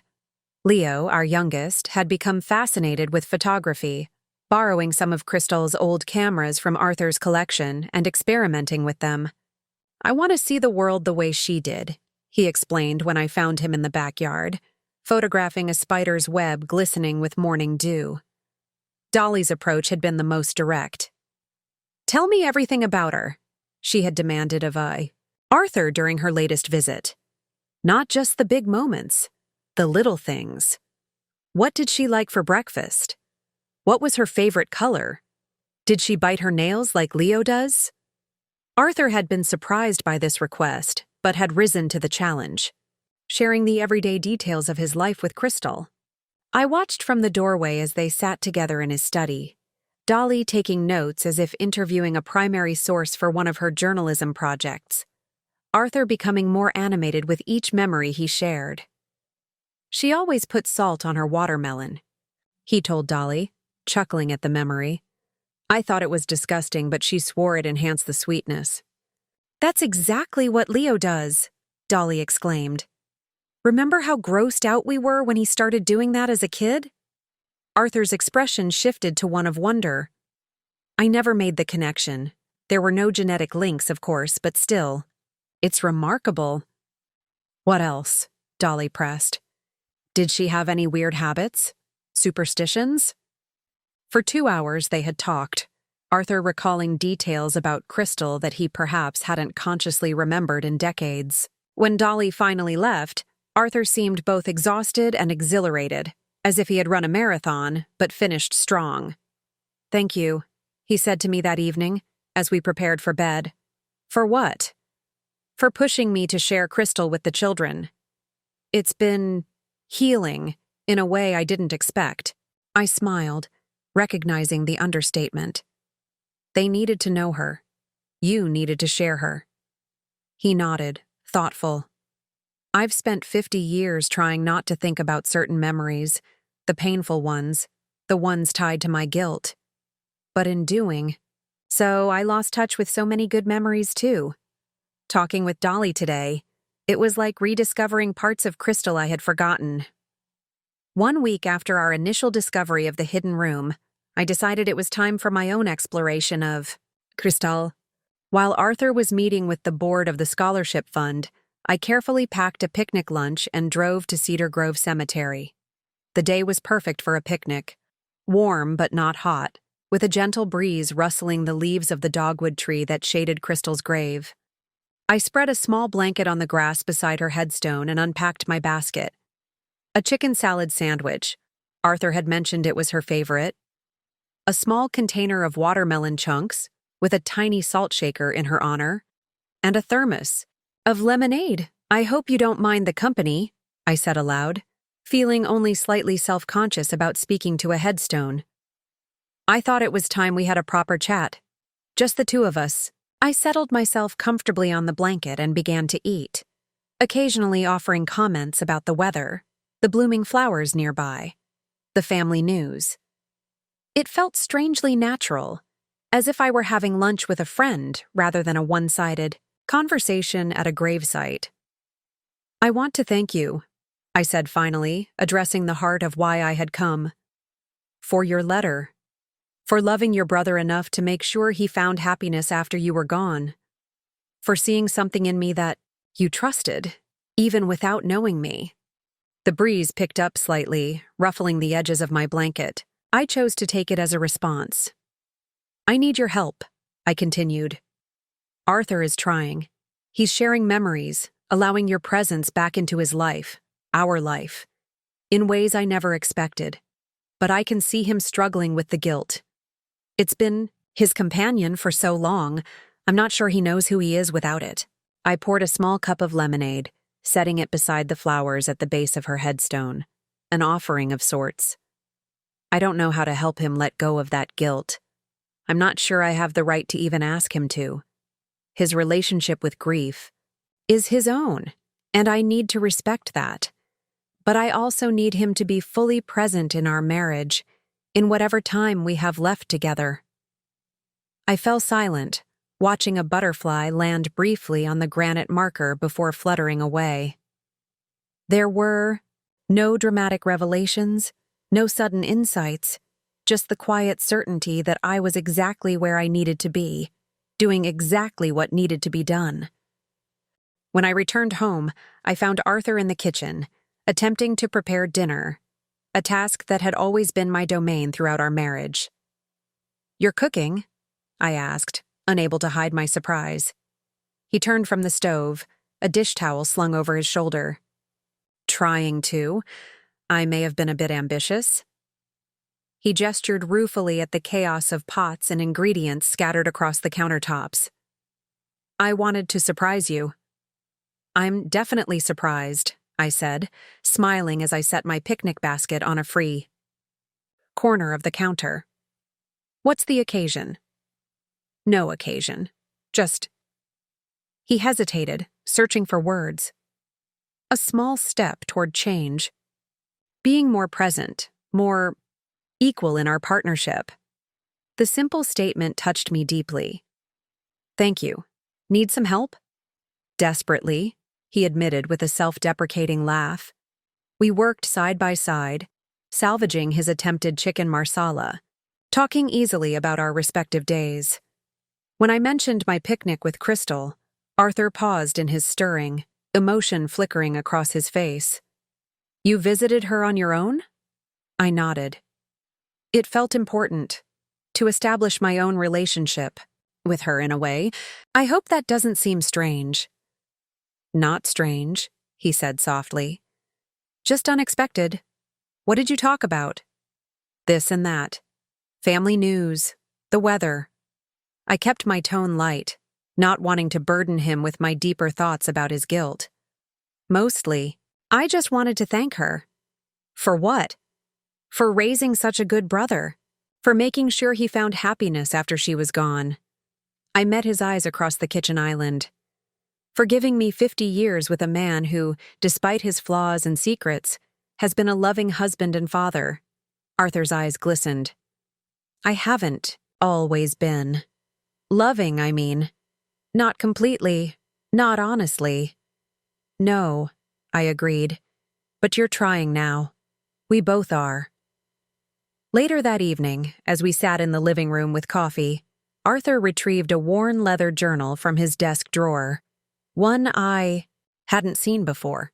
"I'd like to share something with you," he said, settling beside me on the sofa. "I've been keeping this journal since shortly after we were married. It's different from the others." He handed it to me, and I opened it with careful hands. Inside, I found not the chronicle of grief and guilt I had expected, but a record of joy.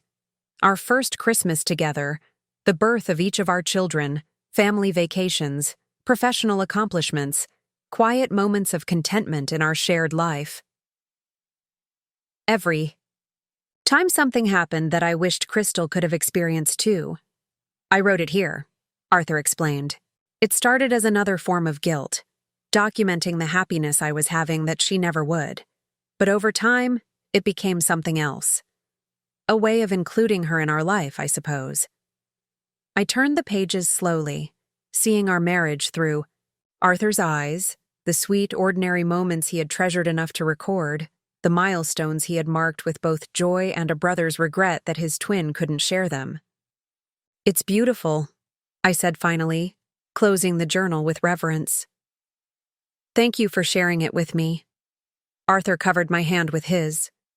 "I've been thinking about what you said, about transforming my guilt into something else. I'm not sure how to do that completely, but I think this might be a start. Recognizing that my grief and my joy have coexisted all along." In that moment, I saw a glimpse of what our future might hold. Not the complete absence of Arthur's guilt or grief, but a new relationship with those emotions.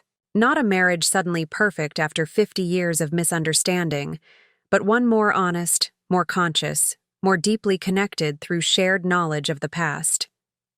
It wasn't everything, but it was a beginning, a discovery of new possibilities. Within a relationship I had thought I understood completely, the ripples of our family revelation spread outward, touching people beyond our immediate circle. 3 weeks after Arthur had shared the truth with our children, we decided to host a small gathering, a belated celebration of our 50th anniversary, but also an opportunity to properly introduce Crystal to our extended family and close friends.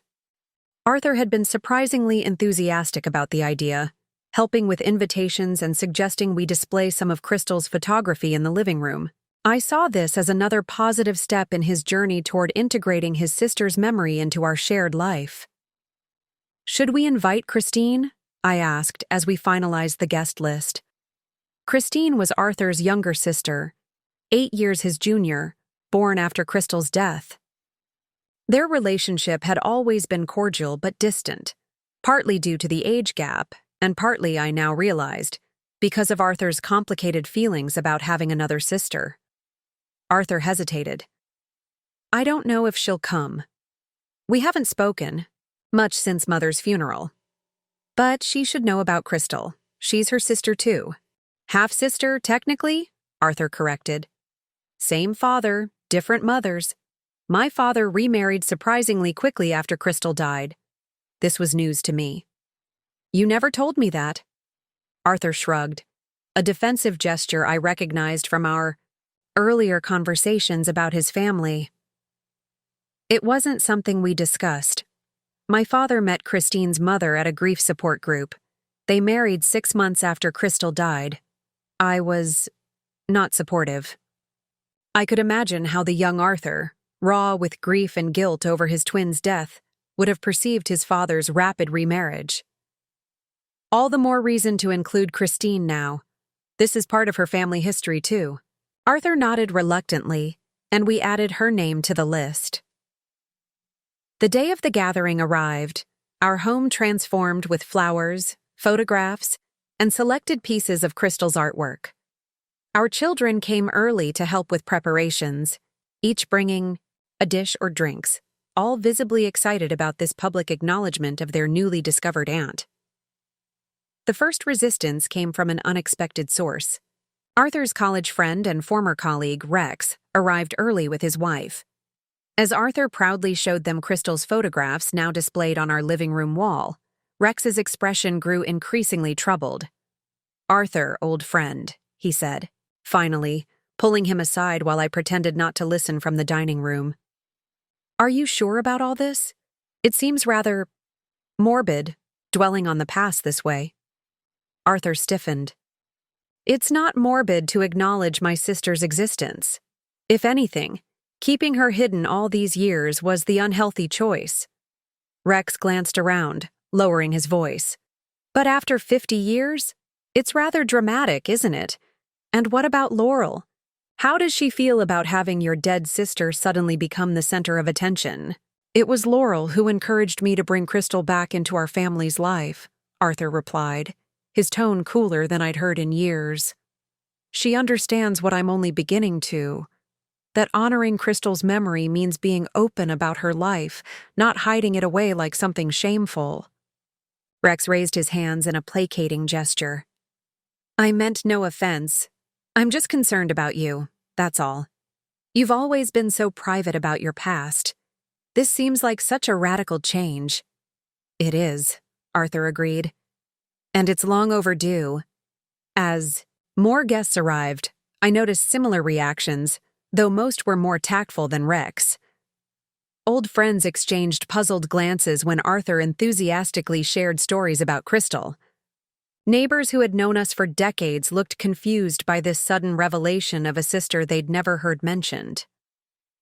Through it all, Arthur remained steadfast, his initial nervousness giving way to a quiet confidence I found both surprising and moving. Each time he spoke, Crystal's name, each story he shared, seemed to strengthen him rather than cause pain, as I had feared. The most significant moment came when Christine arrived. She was a petite woman in her 60s, with intelligent eyes reminiscent of Arthur's but little other physical resemblance.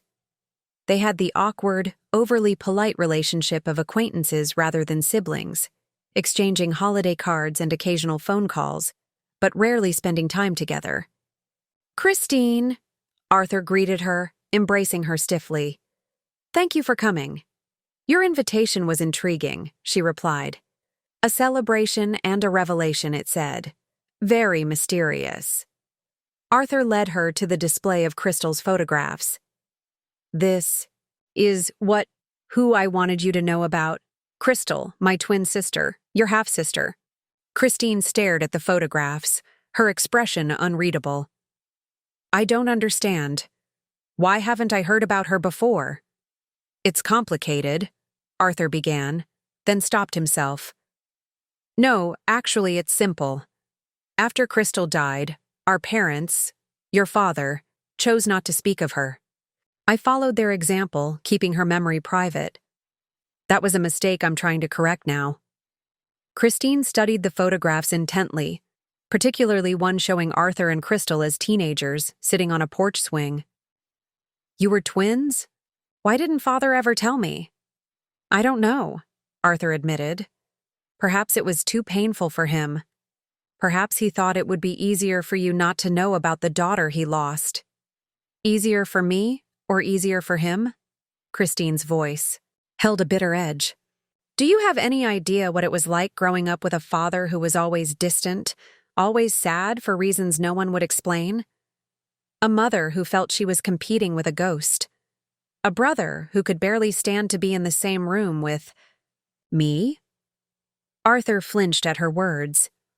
"I never meant to make you feel unwelcome, Christine. I was young, grieving. I didn't handle Father's remarriage well. And now, 50 years later, you decide I should know about the sister I never met?" Christine shook her head. "What am I supposed to do with this information, Arthur? How does this revelation help anyone?" Before Arthur could respond, Dolly approached, placing a gentle hand on Christine's arm. "Aunt Christine? I'm sorry. This must be overwhelming. But speaking as someone who just found out about Aunt Crystal myself, it does help. It explains so much about our family, about Dad. It fills in missing pieces of who we are." Christine softened slightly at Dolly's intervention. "I suppose it does explain some things." She turned back to Arthur. "I always wondered why you visited that cemetery every month. Mother thought it was an old girlfriend. Father never corrected her." "I'm sorry you weren't told the truth," Arthur said quietly. "That was wrong of all of us." "Yes, it was." Christine's tone was firm but not unkind. "I need some time to process this. 50 years of family history just changed for me." As she moved away to get a drink, I approached Arthur. "Are you okay?" He nodded slowly. "I expected worse, honestly. She has every right to be angry." "She'll come around," I said, hoping it was true. "She just needs time." The gathering continued, a strange mix of celebration and revelation. Our closest friends adjusted quickly, asking thoughtful questions about Crystal and admiring her artwork. Others remained visibly uncomfortable with the subject, changing the topic whenever Crystal was mentioned. By early evening, most guests had departed, leaving only our children, their spouses, and Christine, who had remained quietly observing throughout the event. As we sat in the living room with coffee and dessert, Christine finally spoke again. "I have some old photo albums of Father's," she said, addressing Arthur. "He never showed them to me, kept them locked in his office. After he died, I found them but never looked through them properly. I wonder now if they might contain pictures of Cristal." Arthur's eyes widened. "I'd assumed he got rid of everything after she died. Mother burned most of our childhood photos that included Cristal." "He must have hidden some away," Christine said. "I'll bring them next time I visit, if you'd like to look through them together." It was a small olive branch, but Arthur received it with visible emotion. "I'd like that very much." As the evening wound down, I found myself on the porch with Christine, both of us enjoying a moment of quiet after the social exertion of the day. "Thank you," she said unexpectedly. "For what?" "For pushing Arthur to share this, for including me." She gazed out at the darkening garden. "I've spent my whole life feeling like an outsider in my own family, never understanding why. Today was difficult, but it was also clarifying." "It's been the same for all of us," I admitted. "Even after 50 years of marriage, I realized there were parts of Arthur I never truly knew." Christine nodded thoughtfully. "Do you think people can really change at our age? Can Arthur become the brother he never was to me? Can you and he have a more honest marriage after 5 decades of secrets?" It was the question I had been asking myself for weeks. "I don't know, but I believe it's worth trying." As we rejoined the others inside, I watched Arthur with new eyes, the way he laughed more freely than before, the careful attention he paid to Christine's comments, the open affection he showed our children. There was resistance still, from friends who didn't understand, from family members processing complex emotions, perhaps even from parts of ourselves not yet ready to fully embrace change. But in that moment, seeing Arthur surrounded by family, Crystal's photographs looking down on us all, I felt a quiet certainty that we were on the right path, however winding, however steep, towards something truer than what had come before. 1 month after discovering Crystal's existence, I found myself standing in our bedroom, contemplating the 2 items laid out on the bed, an elegant charcoal gray dress and a camera, one of Crystal's, a vintage Nikon that Arthur had carefully maintained over the decades. Today marked the 50th anniversary of Crystal's death. Arthur had always observed this date alone, retreating into private grief and emerging subdued but composed. This year would be different. For the first time, he had asked if I would accompany him not just to the cemetery but to a special event at the Scholarship Foundation. "Are you ready?" Arthur appeared in the doorway, already dressed in his best suit. His eyes fell on the camera. "You're bringing that?" "If it's appropriate," I said, suddenly uncertain. I don't know, it felt right somehow. To honor her passion. Arthur crossed the room, picking up the camera with reverent hands. "She would have liked that." He handed it to me, something like pride shining in his eyes. "Do you know how to use it?" "Dolly showed me the basics yesterday. I won't pretend to be skilled, but I can manage to capture a few images." He nodded, then noticed my hesitation between the dress and a more casual outfit I'd laid aside. "The dress," he suggested gently. Crystal always said important days deserve proper acknowledgement. She would dress up even for difficult anniversaries. As we drove to the cemetery, I sensed Arthur's tension in the tight grip of his hands on the steering wheel. This day had always been his alone, a private ritual of grief observed in solitude. Sharing it represented yet another boundary crossing in our evolving relationship. The cemetery was peaceful in the morning light. We weren't the only visitors to Crystal's grave. To my surprise, Zach, Dolly, and Leo were already there, each holding small bouquets of flowers. Arthur stopped short at the sight of them. "You came," he said, his voice thick with emotion. "Of course we did." Dolly replied. She's our aunt. Those simple words, acknowledging the family connection that had been hidden for so long, brought tears to Arthur's eyes. Together, the five of us stood at Crystal's grave, each placing our flowers, each taking a moment for private reflection. I lifted Crystal's camera, capturing the image of my family gathered around the headstone, 3 generations connected by blood and memory, to a woman only one of us had known in life. The moment felt sacred, a bridge between past and present. After the cemetery, we drove to the Crystal Harrington Memorial Photography Scholarship Fund building. Today was the annual exhibition of work by current and former scholarship recipients, usually attended only by Arthur and the foundation staff. This year, our entire family would be present. Blanche greeted us warmly at the entrance, her eyes widening at the sight of our family group. Professor Harrington, we weren't expecting such a delegation. A lot has changed in the past month, Arthur explained, introducing each family member. My wife and children wanted to see the exhibition this year. How wonderful, Blanche said, though I detected a flicker of concern in her expression. There's been a small change to the program today. I hope you don't mind. Before she could elaborate, another voice called out from across the lobby. Arthur, there you are. We turned to see an elegant woman in her 70s approaching, supported by a younger man who resembled her strongly around the eyes. Despite her obvious physical frailty, she moved with determination. Margaret, Arthur greeted her with evident surprise. I didn't expect to see you here. That was rather the point, she replied with a brittle smile. Blanche thought it would be a nice surprise. 50 years is a significant milestone after all. Arthur turned to me, a hint of discomfort in his expression. Laurel, this is Margaret Sullivan. She was Crystal's roommate during her first hospital stay. Margaret, my wife, Laurel.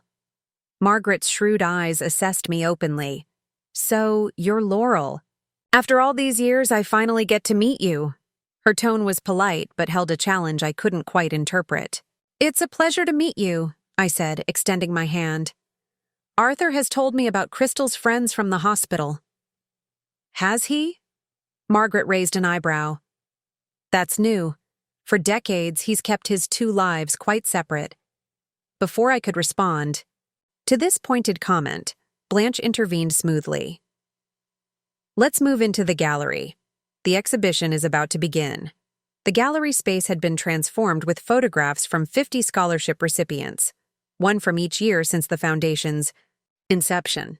The diversity of styles, subjects, and approaches created a visual journey through 5 decades of photographic art, all made possible by Crystal's legacy. As we moved through the exhibition, I noticed Margaret watching Arthur closely. Her expression, a complex mixture of affection and something harder to define. Resentment, perhaps.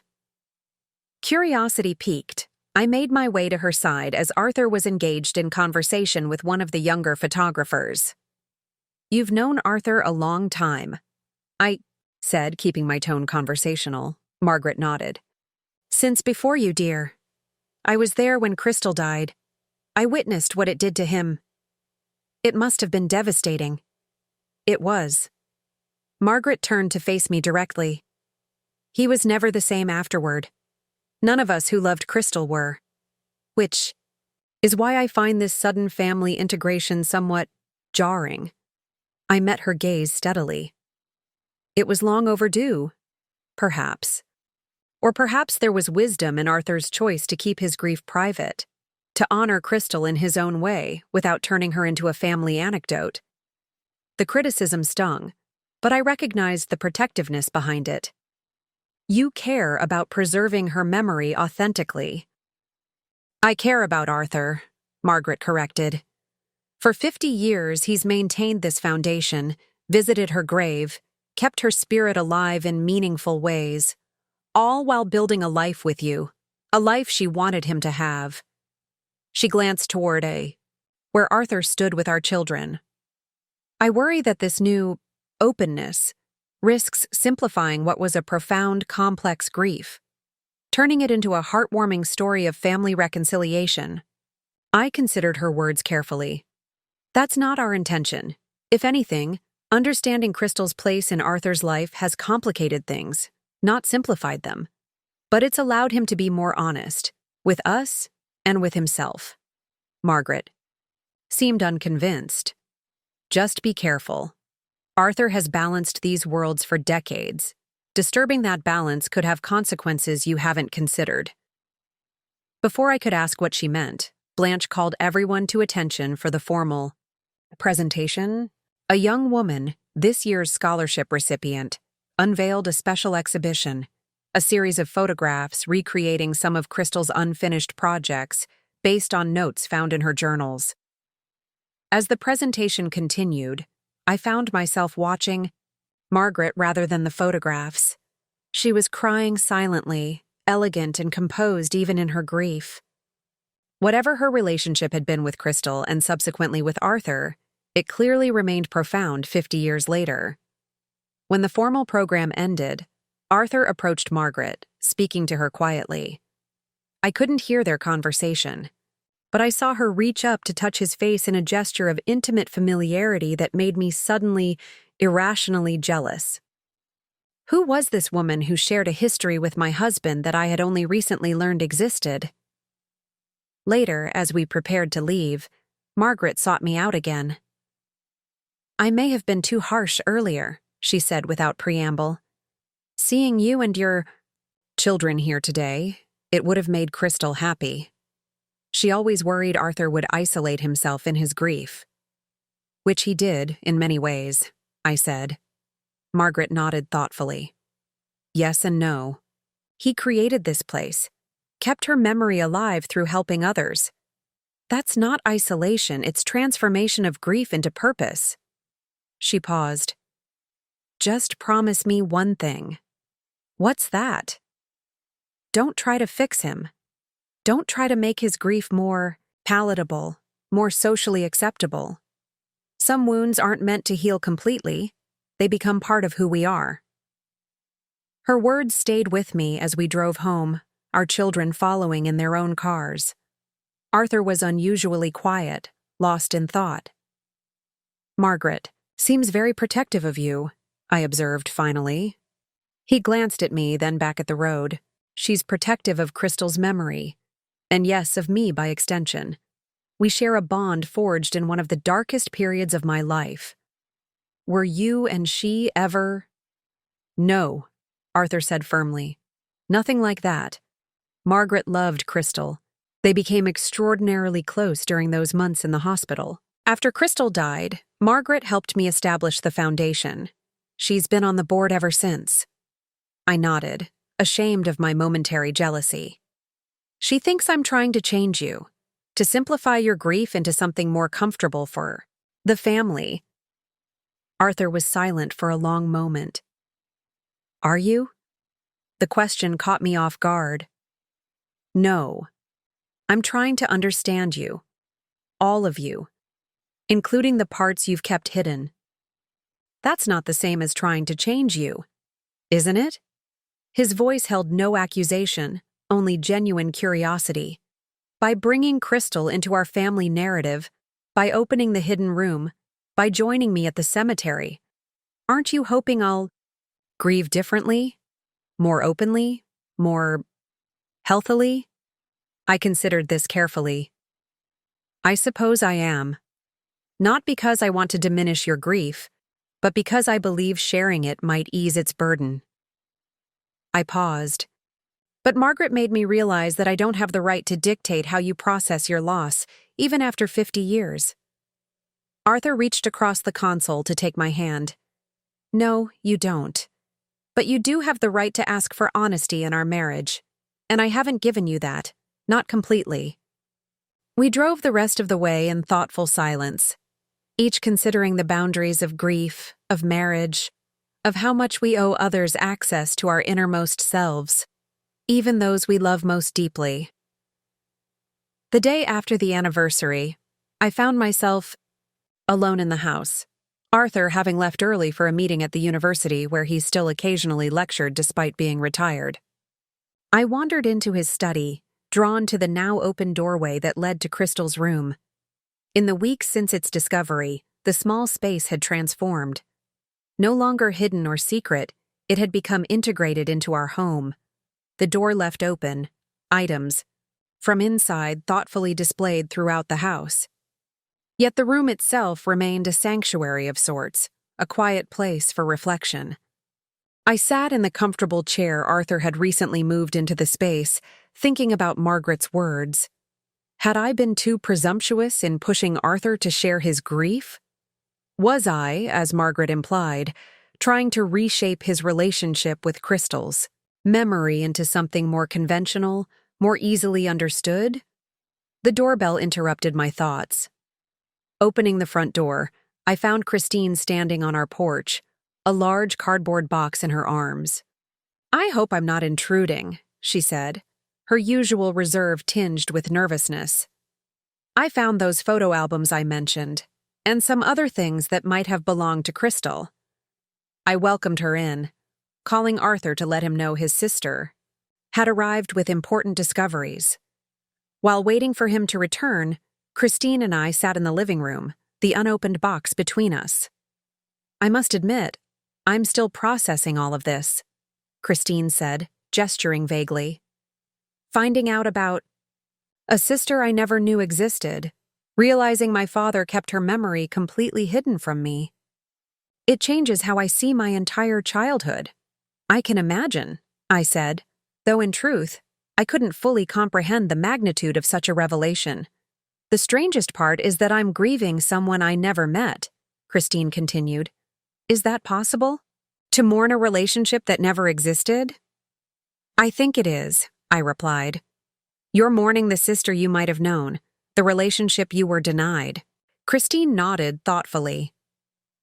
"And I'm angry too, at my father for his silence, at Arthur for continuing that silence." She looked around our living room, where several of Crystal's photographs now hung prominently. "Though I'm beginning to understand why he did." When Arthur arrived 30 minutes later, slightly breathless from rushing home, the three of us gathered around the box in Crystal's room. Christine had insisted this was the right place to examine its contents. "I haven't looked through everything," she explained as Arthur carefully lifted the lid. "I wanted us to discover it together." Inside were treasures beyond what any of us had expected. Photo albums from Arthur and Crystal's childhood, containing images Arthur thought had been destroyed. A collection of letters Crystal had written to their father during her first hospital stay.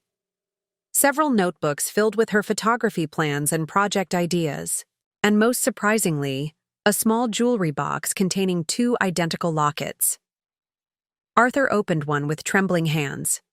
Inside was a tiny photograph of him and Crystal as children, perhaps 5 or 6 years old, faces pressed together, grinning widely. "I gave her this for our 16th birthday," he whispered.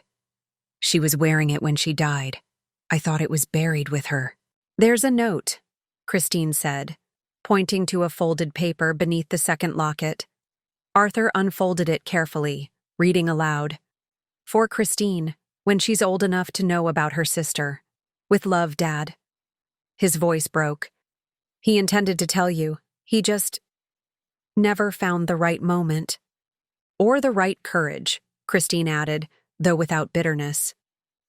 For the next 2 hours, the three of us explored the box's contents, piecing together a more complete picture of Crystal's life and the family dynamics before and after her death. Through our father's saved letters and notes, we glimpsed his private struggle with grief. His inability to speak of Crystal contrasted with his unwillingness to erase her completely. "He was so much like you, Arthur," Christine observed, "keeping everything contained, preserved, but hidden away where it couldn't hurt anyone, including himself." As we carefully returned items to the box, setting aside a few photographs to be framed, Christine picked up the second locket. "This was meant for me," she said softly.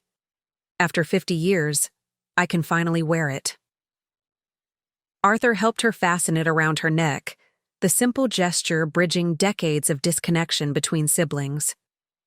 As Christine caught sight of herself in the small mirror on the wall, tears welled in her eyes.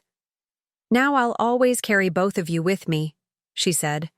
"My brother and the sister I never knew." Later, after Christine had left with promises to return, soon Arthur and I sat in the kitchen, emotionally drained but peaceful. "I called Margaret," he said unexpectedly. "I told her about the box, about Christine, about how things are changing." "What did she say?"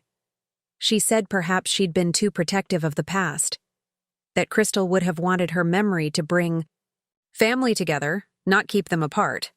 He smiled faintly. "She'd like to meet everyone properly, perhaps come for dinner next month." I nodded, surprised but pleased.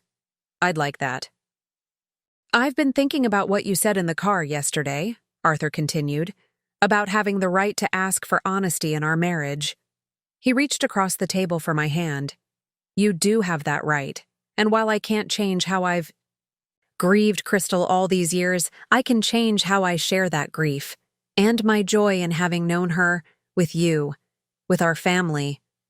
It wasn't a dramatic declaration, but in its quiet way, it felt like a profound shift, a new boundary established. Not to separate, but to connect, to include rather than exclude. The ripples of Crystal's rediscovery continued to spread outward, touching lives and relationships in ways none of us could have predicted. The discoveries from Christine's box sparked something new in Arthur, a desire to revisit the past more, directly. One evening, as we sat in the garden watching the sunset, he turned to me with unexpected resolve in his expression. "I want to visit the lake house," he said, "where Crystal and I spent our last summer together." The statement caught me off guard. In 50 years of marriage, Arthur had never mentioned a lake house, had never suggested returning to any location from his past with Crystal. "It still exists?" I asked. He nodded. "It belonged to our uncle. After he died, it passed to my father. Then to me after he passed. I've kept it all these years, paid the taxes, hired caretakers. But I haven't been there since the summer before Crystal died." 51 years, I said softly. "Why now?" Arthur's gaze remained fixed on the deepening colors of the sunset. "In her journal entry that you read when you first discovered the room, Crystal mentioned going to the lake despite the doctor's warnings. That day was significant. It was when she made me promise to live fully after she was gone." He paused. "It was also when I promised myself I would never return there without her." I understood then the magnitude of what he was proposing, not just a visit to a property he owned, but a deliberate breaking of a vow he had made to himself in grief. "Would you come with me?" he asked, finally looking at me. "I don't think I can face it alone." "Of course," I said without hesitation. "When? This weekend?" Before I lose my nerve, we made the 3-hour drive to the lake in relative silence, both of us contemplating what this pilgrimage might mean. The countryside gradually gave way to denser forests, and finally, a turn onto a narrow gravel road brought us to a modest cabin overlooking a small, secluded lake. Arthur sat in the car for several minutes after turning off the engine, his hands still gripping the steering wheel, his gaze fixed on the cabin. I waited quietly, allowing him the space to process whatever emotions were surfacing. "It's smaller than I remembered," he said finally, "but otherwise unchanged." We walked up the path together, Arthur using the key he had carried on his keychain. For 5 decades, but never used. The interior was simple but well-maintained, a testament to the caretakers he had employed over the years. Despite being uninhabited, it didn't feel abandoned. Rather, it seemed frozen in time, waiting. Arthur moved through the space slowly, touching furniture, looking at the few decorative items that remained from his youth. In the main room, he stopped before a stone fireplace where several faded photographs stood framed on the mantel. "These were taken that last summer," he said, picking up one that showed him and Crystal sitting on the dock, fishing poles in hand. Uncle Morris took this the day before we learned her cancer had returned. I studied the image, struck by how carefree they looked, no hint of the devastation that awaited them just around the corner. She loved it here, Arthur continued, replacing the photograph carefully. Even after she got sick the first time, even when she was so weak from treatments she could barely walk, she insisted on coming here every summer. He moved toward the screen door that led to a wide porch overlooking the lake. The last time we were here, she was already declining rapidly. The doctors had advised against the trip, said she should stay close to the hospital, but she was adamant. A small, sad smile touched his lips. She could be tremendously stubborn when she wanted something. We stepped onto the porch, and Arthur pointed to 2 Adirondack chairs positioned side by side facing the water. We sat there on her last night here, talking until dawn. She knew she was dying, even though none of us would say it aloud. He crossed to the chairs, running his hand along the weathered wood of one before slowly lowering himself into it. I took the seat beside him, feeling like an intruder in a sacred space, but also honored to be included in this memory. That night, she made me promise to live a full life after she was gone, Arthur said, his voice barely above a whisper. To fall in love, have children, pursue my career, everything she wouldn't get to do. And I promised her I would. You kept that promise, I reminded him gently. Did I? He turned to me, his expression troubled. I built a life, yes, married you, had our children, established my career. But was it really the full life she wanted for me? Always holding part of myself separate, keeping her memory locked away, carrying guilt that colored everything?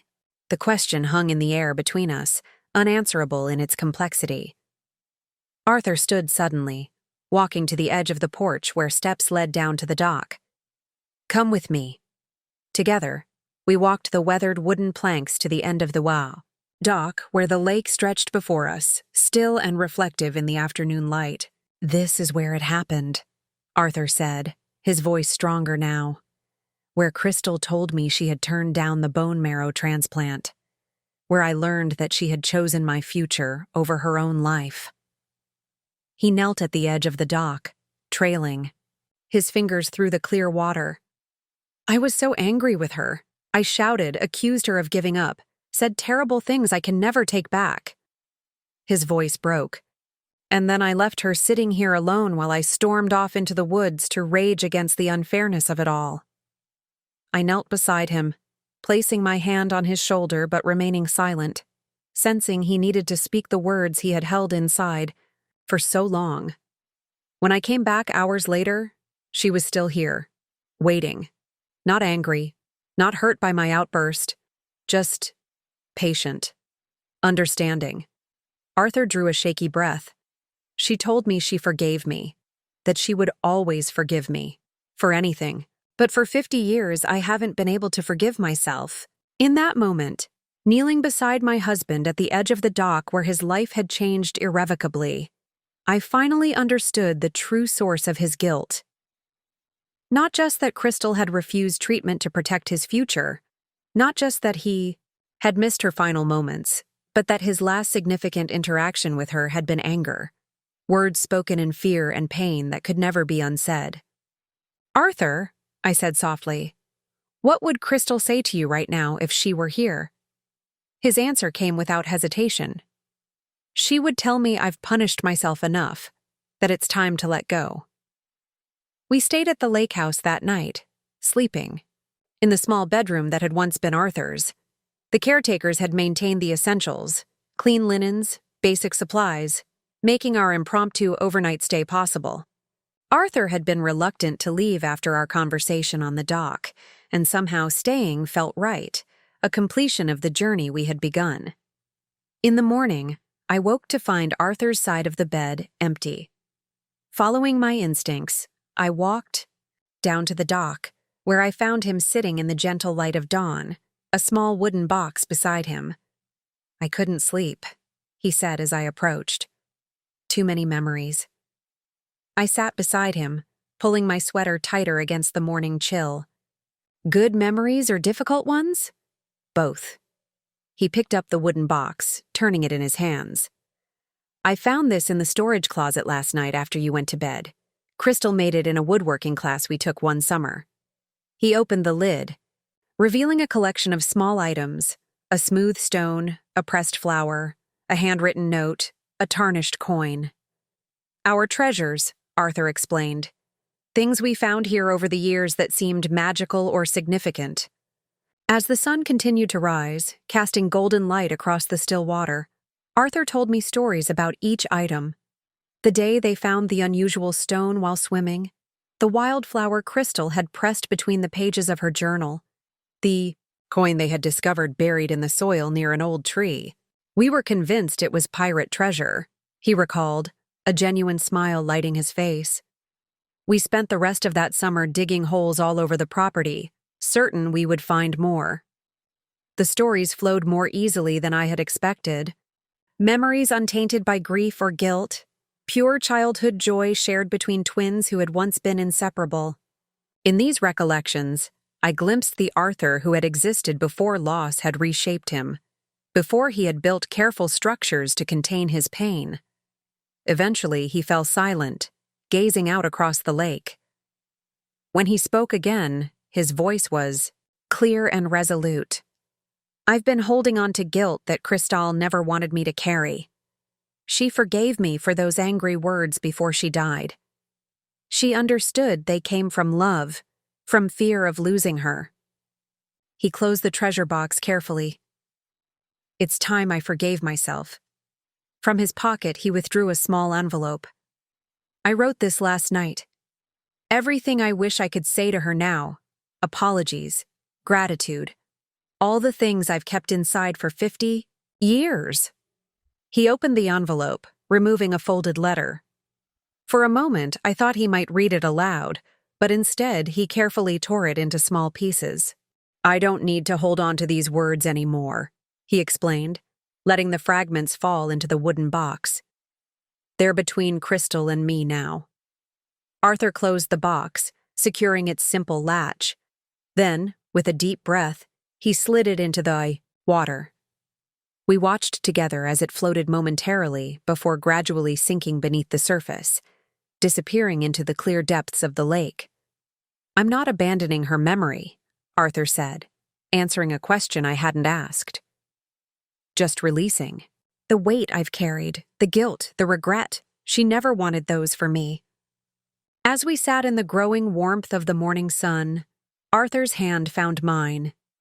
His grip was different somehow, lighter, yet more present.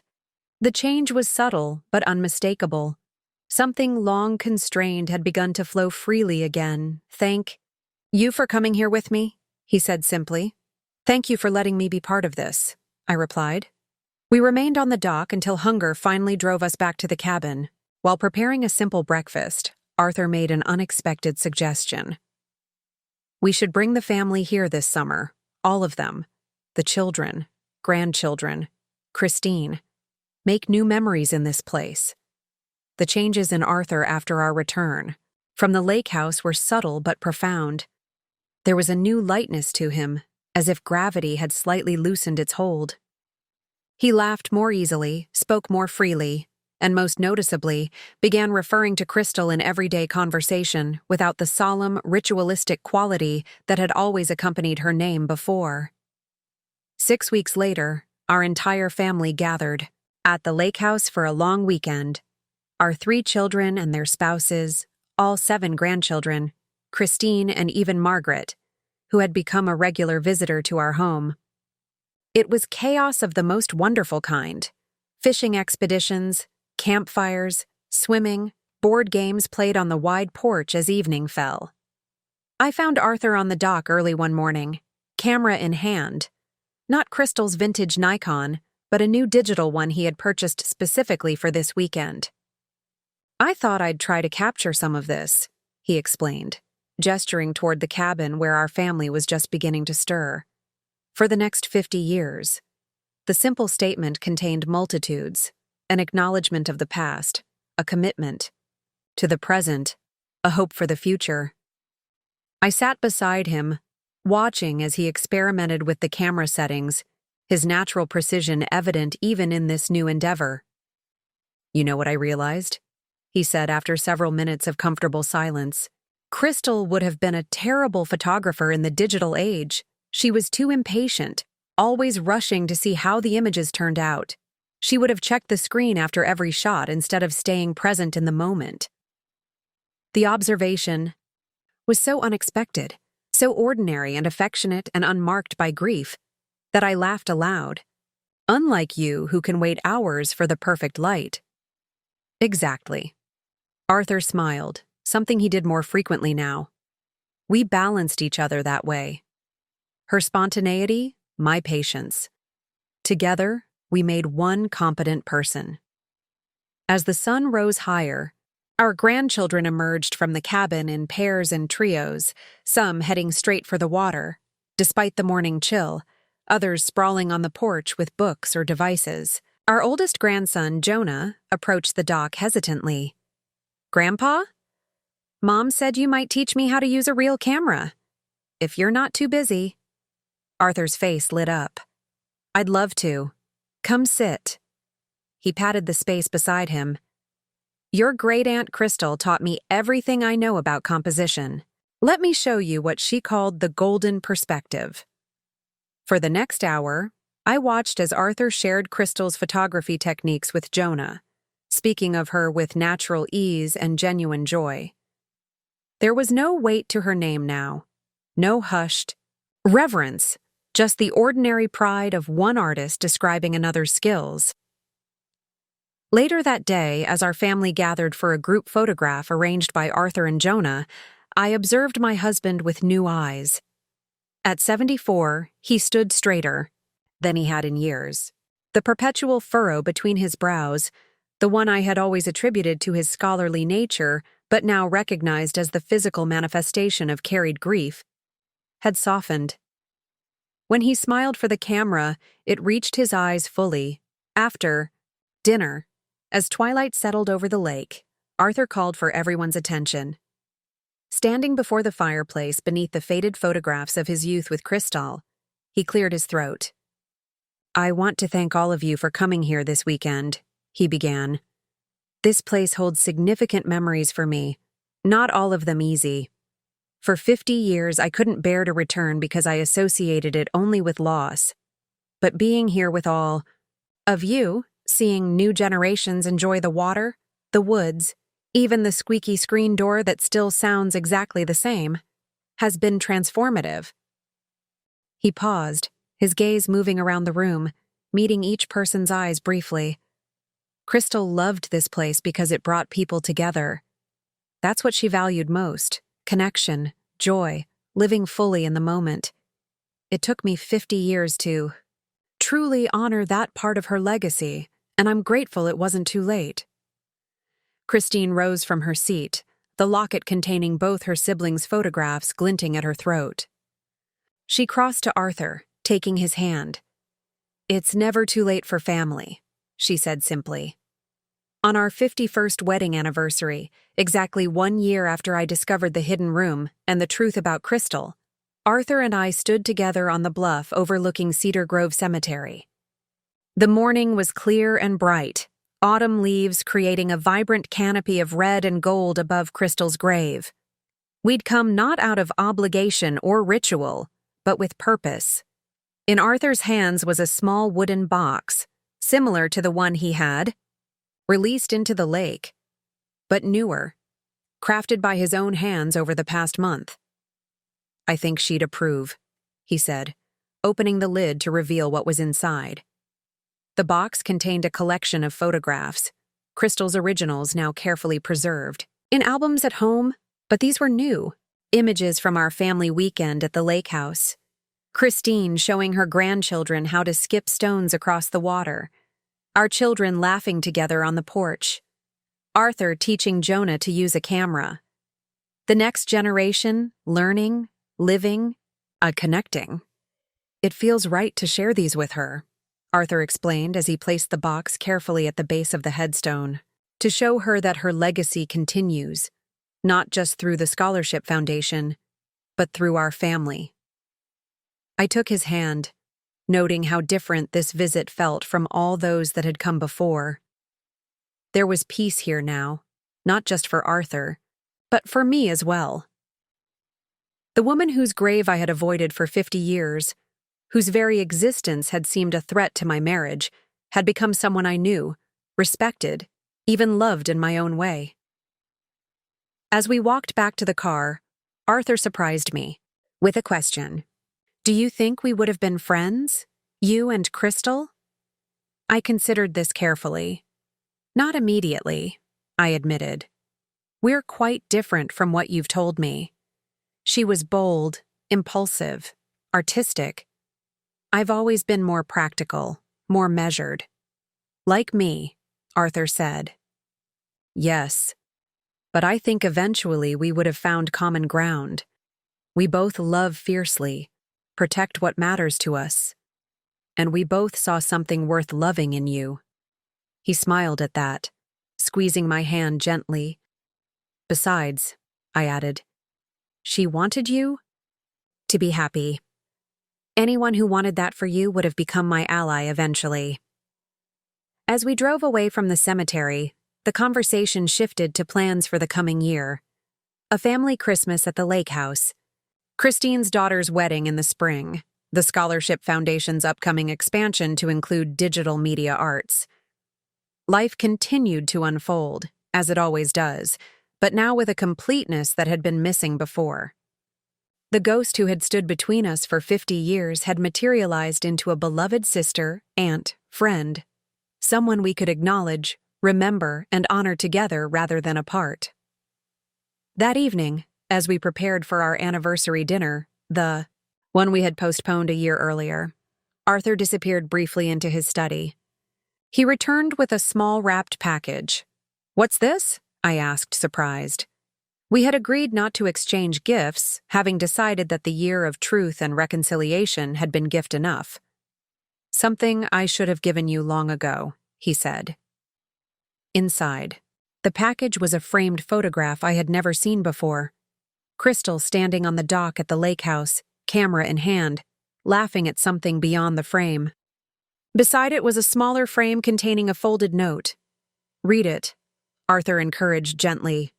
I unfolded the yellowed paper carefully, recognizing Crystal's handwriting from her journals and letters. Arthur, I took this self-portrait for you to remember me by. Not sick, not dying, but fully alive. This is how I want you to think of me when I'm gone. And when you find someone to love, and you will, stubborn brother, if you'll just let yourself, show her this picture. Tell her I approve, that I'm grateful, that she doesn't need to compete with a memory. Tell her that loving me and loving her were never meant to be separate things in your heart. Live fully, love completely, for both of us. K.I. looked up at Arthur, tears blurring my vision. You've had this all along? He nodded, his own eyes damp. I couldn't bear to read it for years after she died. When I finally did, I still couldn't bring myself to follow her instructions. It felt impossible to integrate these different parts of my life. I kept them separate because I didn't know how to do otherwise. I touched the image of Crystal, this vibrant young woman who had shaped the man I loved so profoundly, whose absence had colored our marriage in ways I was only beginning to fully comprehend. And now? I asked. Arthur smiled, the expression reaching. His eyes completely, the way it had begun to do more often in recent months, as if some long-frozen part of him had finally thawed. Now I understand what she meant. Loving her and loving you were never separate things. They're both part of the same heart, my heart. And keeping that heart divided was never what she wanted for me. He took my hand, leading me toward the door. Happy anniversary, Laurel. Thank you for 51 years, and for helping me finally fulfill my promise to Crystal. To live fully, completely, with all parts of myself present and accounted for. As we stepped outside into the autumn evening, I realized that after 50 years of visiting his sister's grave, Arthur had finally stopped visiting his first love, because she had never been that at all. She had been his twin, his other half, a profound loss that had shaped him. And in finally understanding who she truly was to him, I had discovered that there had always been room in his heart for both of us. Not as rivals, but as essential pieces of the extraordinary man who had been my husband for half a century, and who, at 74, I was in many ways just beginning to fully know. Up next, you've got 2 more standout stories right on your screen. If this one hit the mark, you won't want to pass these up. Just click and check them out. And don't forget to subscribe and turn on the notification bell so you don't miss any upload from us.